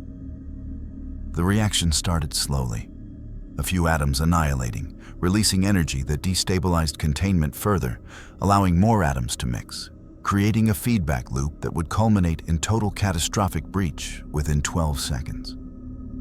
Jinwoo watched the energy readings climb, his system interface tracking every millisecond. Warp core breach imminent. Energy output 1042, joules and rising. Dimensional amplification, stand by. Consciousness projection, ready. Initiate on detonation. The warp core exploded. Matter and antimatter annihilated in a cascade that released more energy than a supernova in its opening milliseconds. The explosion expanded outward as a sphere of absolute destruction. Radiation, plasma, subspace distortion, all converging on the single figure floating at ground zero. Jinwoo opened himself completely to the energy wave. It struck him like the fist of an angry god, every cell in his body screaming as radiation levels exceeded anything biological life should survive. But he wasn't just biological. He was the Shadow Monarch, something that existed partially in death itself, and death could not be killed by mere physics. Energy channeling active. Dimensional amplification 94%, 96%, 98%, 100%. Gate creation possible. Consciousness projection initiating. Jinwoo's consciousness separated from his body, riding the amplified dimensional connection like a lifeline cast across infinite space. His awareness stretched, elongated, became a thing of pure will and shadow that crossed the barrier between universes. He felt the transition, this reality fading, his home dimension approaching, the brief, terrifying moment of existing nowhere. And then contact. His consciousness touched his home dimension, felt the familiar presence of mana, the residual gates he'd left anchored, the echo of threats and challenges waiting. Home. It was home. Dimensional lock established. Gate creation executing. Duration 42 seconds. Crossed now, back in his body, still surrounded by the warp core's expanding energy, Jin-Woo opened his eyes. Before him, reality tore. A vertical slash of absolute darkness that showed glimpses of another universe beyond. Through it, he could see Seoul's skyline, the familiar architecture, the gates that still plagued his world. He had 4.2 seconds. Jin-Woo dove through the gate, shadow exchanging to cross the distance instantly. The darkness enveloped him, welcomed him, carried him across the dimensional barrier in a passage that felt simultaneously eternal and instantaneous. Behind him, the gate began collapsing. He emerged in Seoul, stumbling slightly as he rematerialized in the physical world. The gate snapped shut behind him, leaving only residual exotic particles that would fascinate Korea's dimensional researchers for months. Jin-Woo stood in the city he'd protected countless times, breathing air that tasted right, feeling gravity that matched his expectations perfectly. The system interface displayed simple confirmation. Dimensional transit successful. Welcome home, Shadow Monarch. He was home, but in the Star Trek universe, on the cargo vessel watching from a safe distance, sensors detected something unexpected. The warp core explosion, which should have expanded uniformly, had left a stable dimensional scar exactly where Jin-Woo had crossed. Not dangerous, but permanent. A marker in space-time showing where the Shadow Monarch had pierced reality itself. Data studied the readings with fascination. Captain, this is remarkable. Mr. Sung didn't simply travel between dimensions. He created a permanent coordinate lock. Theoretically, someone with sufficient energy and knowledge could use this scar as a reference point to establish intentional dimensional transit. Are you saying he left us a gateway? Picard asked. Not a gateway, a signpost. The beginning of a map showing how to navigate between our universes intentionally rather than accidentally. It would take decades of research to exploit. But yes, Mr. Sung has given us the first step toward controlled dimensional travel. Picard smiled slightly. A parting gift? How appropriate. In Seoul, Jin-Woo pulled out his phone, miraculously still functional after weeks in another universe, and saw hundreds of missed calls, messages, and alerts. The association, his guild, the government, all demanding to know where he'd vanished to. Explaining his absence would be complicated. But that was a problem for later. Right now, Jin-Woo simply stood in his city, surrounded by familiar sights and sounds, and allowed himself a moment of pure relief. He was home. The nightmare of being trapped in an alien universe was over. He could return to his life, his responsibilities, his purpose. The Shadow Monarch had crossed dimensions, defeated the Borg, and found his way home. The multiverse had tested him, and he'd proven that some powers transcended universal boundaries. But as he began walking toward his apartment, one final notification appeared in his system interface. New title acquired, Dimensional Traveler. Effect: increased resistance to dimensional distortion. Secondary effect: able to detect cross-dimensional anomalies. Note: the multiverse remembers those who walk between worlds. Jin-Woo read the notification and smiled. The multiverse remembered. Good. Because somewhere, in a universe of starships and diplomatic ideals, people remembered him too. And that connection, however distant, was worth preserving. The Shadow Monarch had invaded Star Trek and emerged changed, not weaker, not corrupted, but reminded that power without purpose was merely destruction. He'd carry that lesson forward, a bridge between universes built not of technology or gates, but of shared understanding between beings who chose to protect rather than conquer. And in some distant corner of the multiverse, that choice echoed across dimensions, proof that even infinite power could coexist with infinite compassion. 3 days after his return to Seoul, Sung Jin-woo stood in the Korea Hunters Association headquarters, facing the emergency council that had been convened specifically to debrief him on his unexplained absence. The council chamber was filled with S-rank hunters, government officials, and association leadership, all of them exhibiting various degrees of confusion, concern, and barely concealed relief that the world's strongest hunter had returned. Go Gun-hee, the association chairman and one of the few people Jin-woo genuinely respected, stood at the head of the table. The elderly man's weathered face showed the strain of the past 3 weeks, but his eyes held unmistakable warmth as he addressed Jin-woo. Hunter Sung, the association has been in crisis mode since your disappearance. 17 S-rank gates opened during your absence, including one that required international cooperation to clear. We assumed the worst, that you'd been killed or captured by an unknown threat. Instead, you simply reappear, offering no explanation beyond dimensional accident. I think we deserve more detail.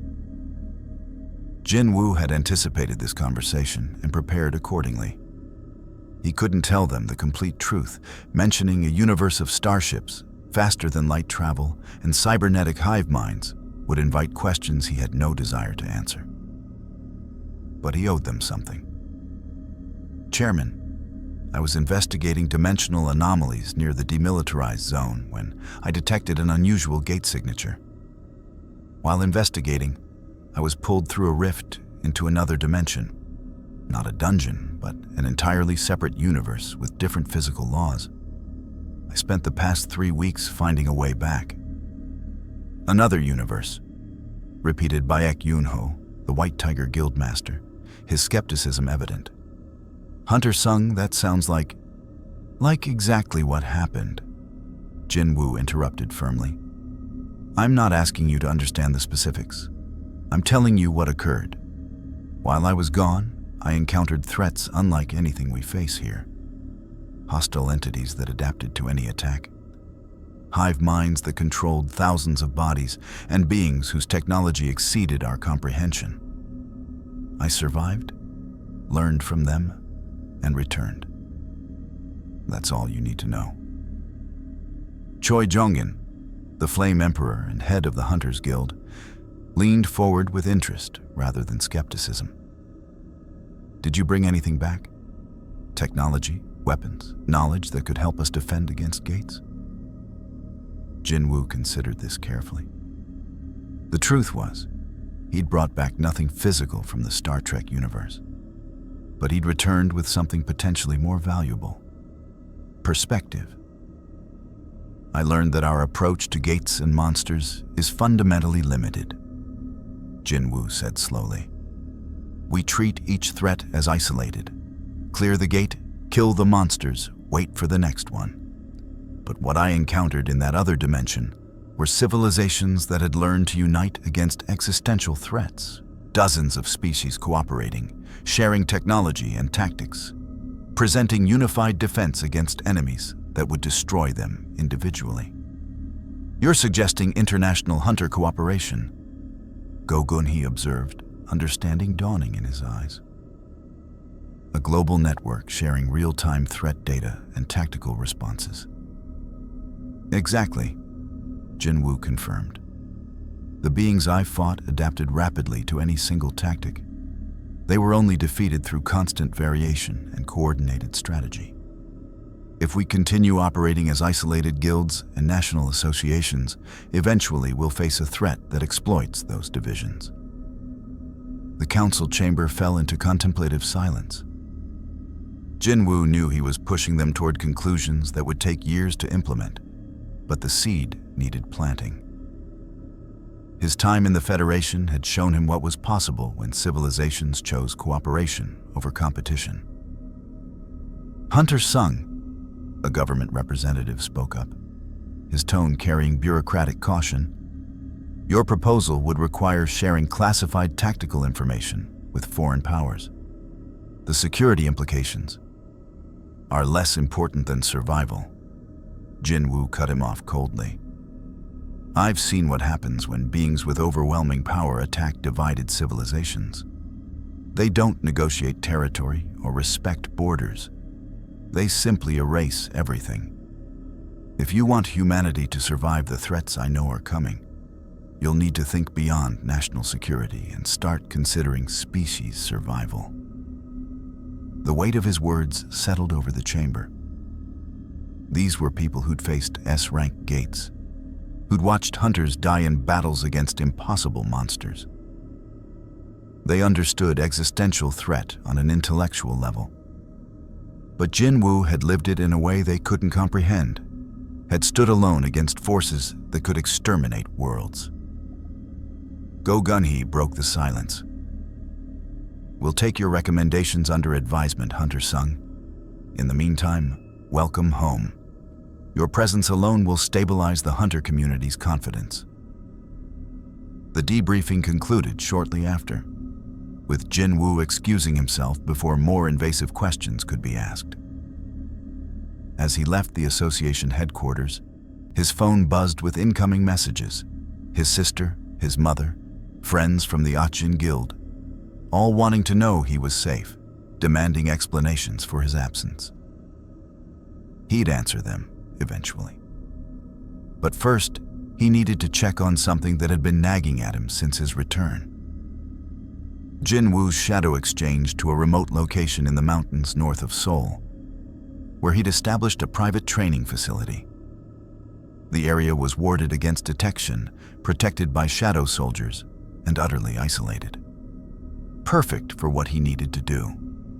He raised his hand, focusing on the new title the system had granted, Dimensional Traveler, the ability to detect cross-dimensional anomalies. Since returning, he'd felt a persistent, low-level signal, like background noise that shouldn't be there. Now, in this isolated place, he could investigate without worrying about collateral damage. Skill activated, Dimensional Anomaly Detection. His senses expanded outward, reaching beyond normal perception into the space between dimensions. What he detected made his blood run cold. Gates, hundreds of them, maybe thousands, scattered across Earth. But these weren't normal gates leading to dungeons. These were dimensional scars, places where the barrier between universes had been weakened, not by the rulers or monarchs, but by something else. Something recent. The warp core explosion, the dimensional transit he'd forced through sheer power. He hadn't just crossed between universes cleanly, he'd torn holes in reality, created vulnerabilities that could allow unintended crossings. Nothing catastrophic yet, but if these scars weren't sealed, they could widen, become gateways for things that shouldn't exist in this dimension. Warning, dimensional integrity compromised. Detected, 347 minor rifts, 23 moderate rifts, 1 major rift. Recommendation, immediate sealing required. Jinwu cursed softly. He'd escaped the Star Trek universe but left damage in his wake. Damage that could threaten both dimensions if left unchecked. The major rift in particular showed worrying instability, located somewhere in the Pacific Ocean, pulsing with residual energy that matched the warp core's exotic particle signature. System, can I seal these rifts using Shadow Monarch authority? Affirmative. Method, dimensional suturing, Shadow variant. Estimated time, 47 days for all rifts. Priority target, major rift. Estimated collapse in 12 days if unsealed. 47 days of work to fix his mistake. Jinwu accepted this without complaint. He'd caused the damage, he'd repair it. but the major rift needed immediate attention. If it collapsed naturally, it could create a dimensional cascade that would rip holes across both universes simultaneously.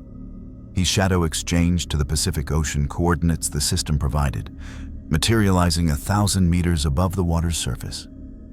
Below him, the ocean churned with unnatural currents, circling a point of spatial distortion. The major rift was invisible to normal sight, but blazed in his dimensional senses, a tear in reality approximately 50 meters across, pulsing with energy that resonated across dimensions. Through the rift, he could see glimpses of the other side. Stars that weren't Earth stars, spatial coordinates that matched the Chamra vortex. The rift was still connected to the Star Trek universe, a bridge that worked both ways, which meant beings from that universe could theoretically cross into his if they detected the opening. Jin Woo reached outward with his authority, preparing to seal the rift permanently. But as his power touched the dimensional tear, something unexpected happened. The rift pulsed, and a signal transmitted through not physical matter, but information encoded in subspace, frequencies his system could interpret. A message, deliberate and precisely targeted. Incoming transmission. Origin, alternate dimension. Quantum encryption detected. Decoding. The message resolved into text and audio, transmitted across dimensional barriers through technology that shouldn't work, but somehow did. Captain Picard's voice, recorded 3 days after Jin Woo's departure, carried across realities. Mr. Sung, if you're receiving this, it means our dimensional scar theory was correct. Stable connection points exist between our universes. Data and Commander Dax developed a method to transmit information through these points, though the energy requirements limit us to brief messages. We wanted you to know that your presence here changed us. The Federation Council has voted to establish a new research division focused on ethical considerations of overwhelming individual power. Your example, choosing morality over expedience, protection over conquest, has become a case study in how strength can coexist with integrity. Additionally, the Borg have been unusually quiet since your departure. Our intelligence suggests the collective is reassessing its approach to assimilation. Whether that's lasting change or temporary caution remains unclear. But we thought you'd want to know your impact extends beyond immediate tactical victories. Finally, and most importantly, you have friends in this universe, Mr. Sung.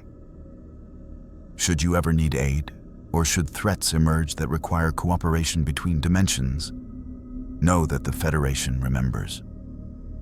The doorway exists.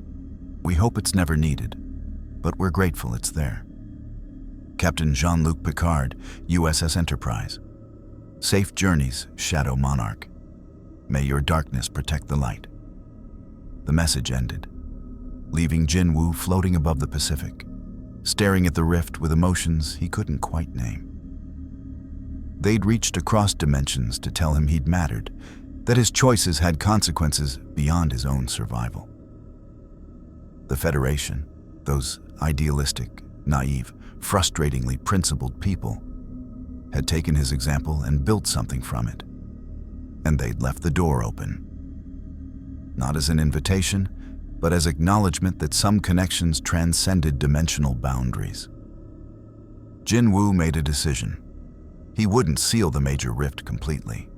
Instead, he'd stabilize it, strengthen it, transform it from a dangerous tear into a controlled gateway. Not open, he'd seal it with shadow wards that would prevent accidental crossings, but present, a locked door rather than a demolished wall. Skill activated, dimensional suturing, stabilization variant. Shadow energy poured from Jin Woo's hands, weaving through the rift's edges like cosmic thread through a wound. He didn't close the tear, but instead reinforced it, transforming raw dimensional damage into structured architecture. The rift stabilized, its chaotic pulsing becoming steady resonance. Then he overlaid shadow wards, barriers that would prevent anything from crossing unless he specifically allowed it. Major rift, stabilized. Status, sealed but maintained. Cross-dimensional access, restricted to Shadow Monarch authority. The remaining 370 minor and moderate rifts would require similar treatment, stabilization rather than elimination, preserving the possibility of future contact while preventing uncontrolled dimensional bleeding. It was more work than simple sealing, but it was the right choice.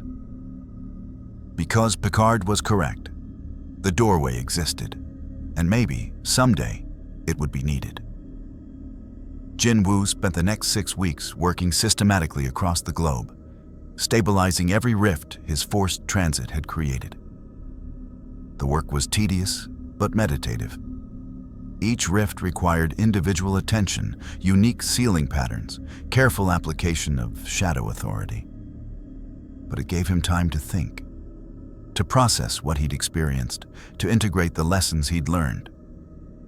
By the end of the 6th week, all 371 rifts were stabilized and warded. Earth's dimensional integrity was restored, stronger now than before Jin Woo's accident. The system confirmed completion.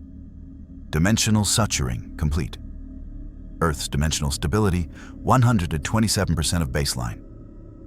Cross-universal contamination 0. New skill acquired. Dimensional Warden. Effect: able to detect, seal, and manage dimensional anomalies. Note: some bridges are meant to be built, not burned. Jin Woo returned to Seoul satisfied with his work. The damage was repaired, the bridges maintained, the possibilities preserved. His time in the Star Trek universe had been unexpected, dangerous, and ultimately transformative. He'd learned that power alone wasn't enough, that how you used power mattered as much as possessing it. 6 months later, the Global Hunter Conference convened in Geneva. It was the first truly international gathering of S-rank hunters, association leadership, and government representatives from every major nation. The agenda: establishing protocols for coordinated response to existential level threats. Jin Woo attended as Korea's representative, standing before delegates from countries that had historically competed rather than cooperated. His speech was brief but impactful. I've seen what happens when civilizations unite against impossible threats. I've witnessed beings who should have been enemies choosing cooperation over conquest. And I've learned that our greatest strength isn't individual power, it's collective purpose. The gates we face aren't Korean or American or Chinese threats. They're human threats, species threats. We either defend together or we fall separately. The conference didn't solve everything. Politics and pride still created friction. But it established the foundation. International threat sharing networks, joint training exercises, emergency response protocols that crossed borders. Small steps toward the unified defense Jin Woo knew humanity would eventually need. And late at night, when Seoul slept and Jin Woo stood on his apartment balcony staring at stars that were his stars, he sometimes reached out with his dimensional senses toward the Pacific Rift. The sealed gateway that connected to another universe, where people he'd never see again continued building their idealistic civilization among the stars. The system displayed a simple notification, one it had been showing periodically since his return. Dimensional bridge status, stable. Cross-universe message log, one new transmission. Jin Woo opened the transmission, curious what news merited cross-dimensional communication. Data's precise voice, recorded 1 month prior. Mr. Sung, fascinating development to report. The Borg Collective has initiated diplomatic contact with the Federation, unprecedented in their entire recorded history. They wish to discuss alternative approaches to achieving perfection. The Queen specifically mentioned your demonstration, that overwhelming individual capability could coexist with ethical restraint. We're negotiating cautiously, but this represents a potential paradigm shift in Alpha Quadrant politics. Thought you'd want to know that your impact continues to ripple across our universe. Also, Commander Dax sends her regards and notes that the exotic particles from your transit have enabled breakthrough research in controlled dimensional mechanics. She believes intentional cross-universe travel may be achievable within 50 years.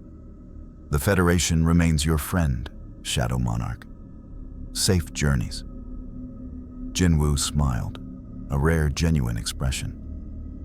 His time in that universe hadn't just saved him from being stranded. It had changed them, improved them, pushed them toward evolution they might not have achieved otherwise. And they'd changed him too, reminded him that strength without wisdom was just destruction waiting for direction. He dismissed the notification and returned inside, where his shadow army waited in their dimensional storage, where threats to his world lurked in dungeons and gates, where his purpose remained clear: protect those who couldn't protect themselves. But now that purpose carried additional weight. The knowledge that actions echoed across dimensions, that choices made in one reality could improve another, that bridges between universes were worth preserving even when never crossed. The Shadow Monarch had invaded Star Trek and emerged not as a conqueror, but as a bridge builder, a proof that power could transcend universes while maintaining integrity. The multiverse was infinite, but some connections, forged in crisis, tempered by mutual respect, strengthened through shared values, transcended infinity itself. And somewhere in the vast darkness between realities, two universes remained connected by more than dimensional physics. They were linked by understanding, by friendship, by the recognition that whether you commanded shadow armies or starships, whether you walked between dimensions or explored the cosmos, the fundamental choice remained the same: protect or destroy, build or conquer, light or darkness. Sung Jinwoo, the Shadow Monarch, dimensional traveler and guardian of two realities' mutual respect, had chosen. And the multiverse was better for that choice. The doorway existed, the bridge stood, and should threats arise that required cooperation beyond single-universe solutions, the connection would be there, ready, stable, waiting. Because some stories don't end with "the hero goes home." Sometimes they end with "the hero builds a better road for those who follow." The multiverse is vast beyond comprehension, filled with infinite realities where infinite possibilities unfold. In one universe, starships sail between stars, carrying the ideals of exploration and diplomacy to distant worlds. In another, warriors fight monsters that pour through dimensional gates, defending humanity through strength and sacrifice. These universes should never have touched, their laws incompatible, their inhabitants forever separated by barriers no technology or magic could breach. But Sung Jinwoo, the Shadow Monarch, proved that should never and impossible were merely suggestions that beings of sufficient power could ignore. His time in the Star Trek universe lasted only 3 weeks, a microsecond in cosmic terms. Yet those 3 weeks rippled across both realities with consequences that would echo for generations. The Federation learned that overwhelming individual power need not corrupt, that strength could coexist with morality, that beings operating beyond any authority's control could still choose righteousness. Section 31's certainty that unchecked power inevitably threatened civilization was challenged by a man who possessed the strength to conquer galaxies, but chose instead to protect one station, one crew, one collection of beings who'd shown him kindness. The Borg Collective, that implacable force that had assimilated thousands of species across millennia, encountered an entity it could not adapt to, could not overcome, could not integrate. For the first time in their existence, The Borg retreated, not defeated, but fundamentally uncertain. The Queen herself, that singular intelligence coordinating trillions of drones, had looked into the Shadow Monarch's eyes and seen something that challenged every assumption about power and perfection. The collective's subsequent diplomatic overtures to the Federation, their unprecedented willingness to discuss alternative approaches, stemmed directly from those moments when Jinwu demonstrated that true perfection wasn't assimilation, but choice. Captain Picard, who had himself once been assimilated, who understood the horror of losing individuality to collective consciousness, found vindication in Jinwu's existence. His decades of arguing that humanity's strength lay not in power, but in principles had been proven by a being whose power exceeded anything Starfleet could muster. The Shadow Monarch chose morality not from weakness, not from fear, but from strength, proving that ethical conduct transcended species, universes, and the very laws of physics. Commander Sisko, Data, Dax, and countless others who worked with Jinwu during his stay carried those experiences forward. Research divisions studying dimensional mechanics, tactical committees developing new strategies against adaptive enemies, philosophical debates about power and authority, all bore the fingerprints of the 3 weeks when the Shadow Monarch walked among them. And in Jinwu's home universe, change came more slowly, but no less profoundly. The Global Hunter Conference he'd advocated became annual tradition, then evolved into permanent international coordinating councils. Nations that had hoarded their strongest hunters as strategic assets began sharing threat data, tactical innovations, emergency response protocols. The shift wasn't driven by idealism. Humanity had always been too pragmatic for that. But by necessity born from Jinwu's warning, united defense or species extinction. The Korea Hunters Association established a new training program based on principles Jinwu described from his encounters with the Borg. Emphasis on tactical variation, adaptation, unpredictability. Never use the same strategy twice against a learning opponent became doctrine. Hunters who'd previously relied on overwhelming their favorite tactics were forced to develop diverse skill sets, to think strategically rather than simply hitting harder. Jinwu himself returned to his duties with renewed purpose, but also tempered approach. He still protected, still fought, still stood as the Shadow Monarch, sovereign of death, commander of millions, the strongest hunter humanity had produced. But his time among the Federation had taught him patience, had shown him the value of cooperation even when you possessed the power to solve problems alone. He delegated more, trusted his guild members with missions he'd previously handled personally, allowed humanity to grow stronger through struggle rather than dependency on his overwhelming power. It was harder than simply eliminating every threat himself, required patience, restraint, the willingness to let others fail and learn from failure. But it built something sustainable, something that would survive even if he someday fell. The dimensional rifts he'd stabilized remained sealed but monitored. Twice per year, Jinwu traveled to the Pacific Gateway and opened it just long enough to exchange brief messages with the Federation. The communications were never lengthy. Subspace transmission across dimensional barriers required enormous energy. But they maintained connection. Updates on major events, warnings about universe-specific threats, occasional personal messages from the people he'd fought beside. 3 years after his return, a message from Data reported that the artificial intelligence had been officially granted citizenship in the Federation, recognized as a sentient being with full rights. The notification included a personal note. Your existence helped prove that consciousness transcends form, that personhood isn't limited by origin. Thank you for that precedent. 5 years later, Dax transmitted news that intentional dimensional travel had been achieved in laboratory conditions. Nothing approaching the scale Jinwu had forced. but controlled gateway creation between parallel quantum realities. The first steps toward technology that might someday allow genuine cross-universe travel without requiring Shadow Monarch-level power. She suggested, half-jokingly, that perhaps in another decade they could visit properly. 7 years after his return, Jinwoo received the final transmission. Captain Picard, now promoted to Admiral and assigned to Starfleet Command, recorded a message that would be his last.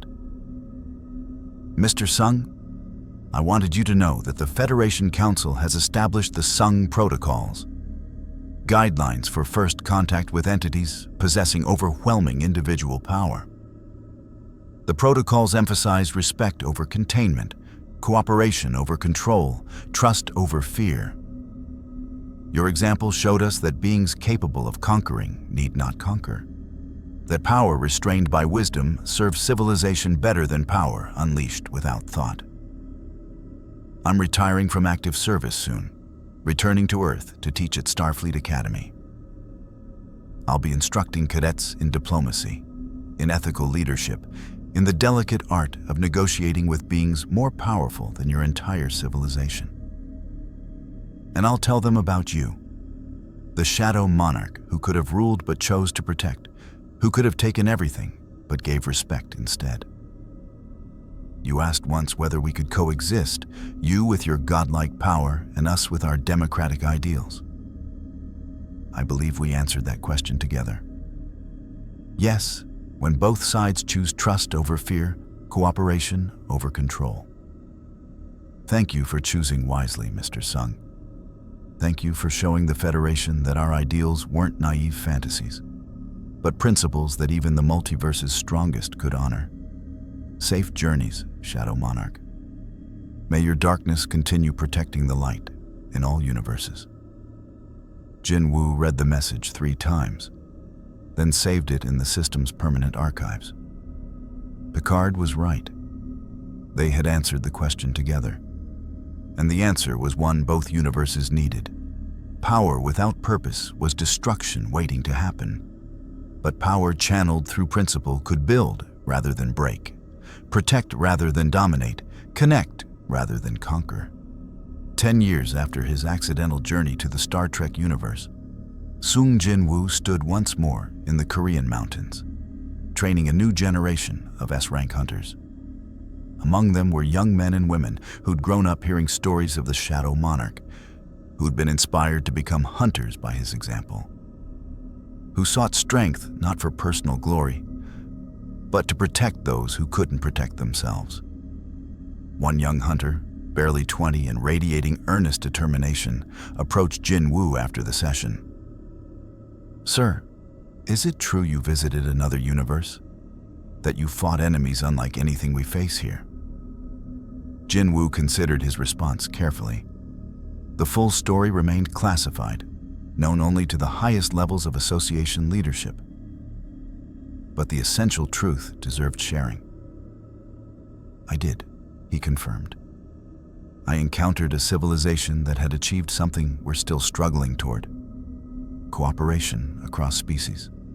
Strength tempered by morality, technology serving life rather than destroying it.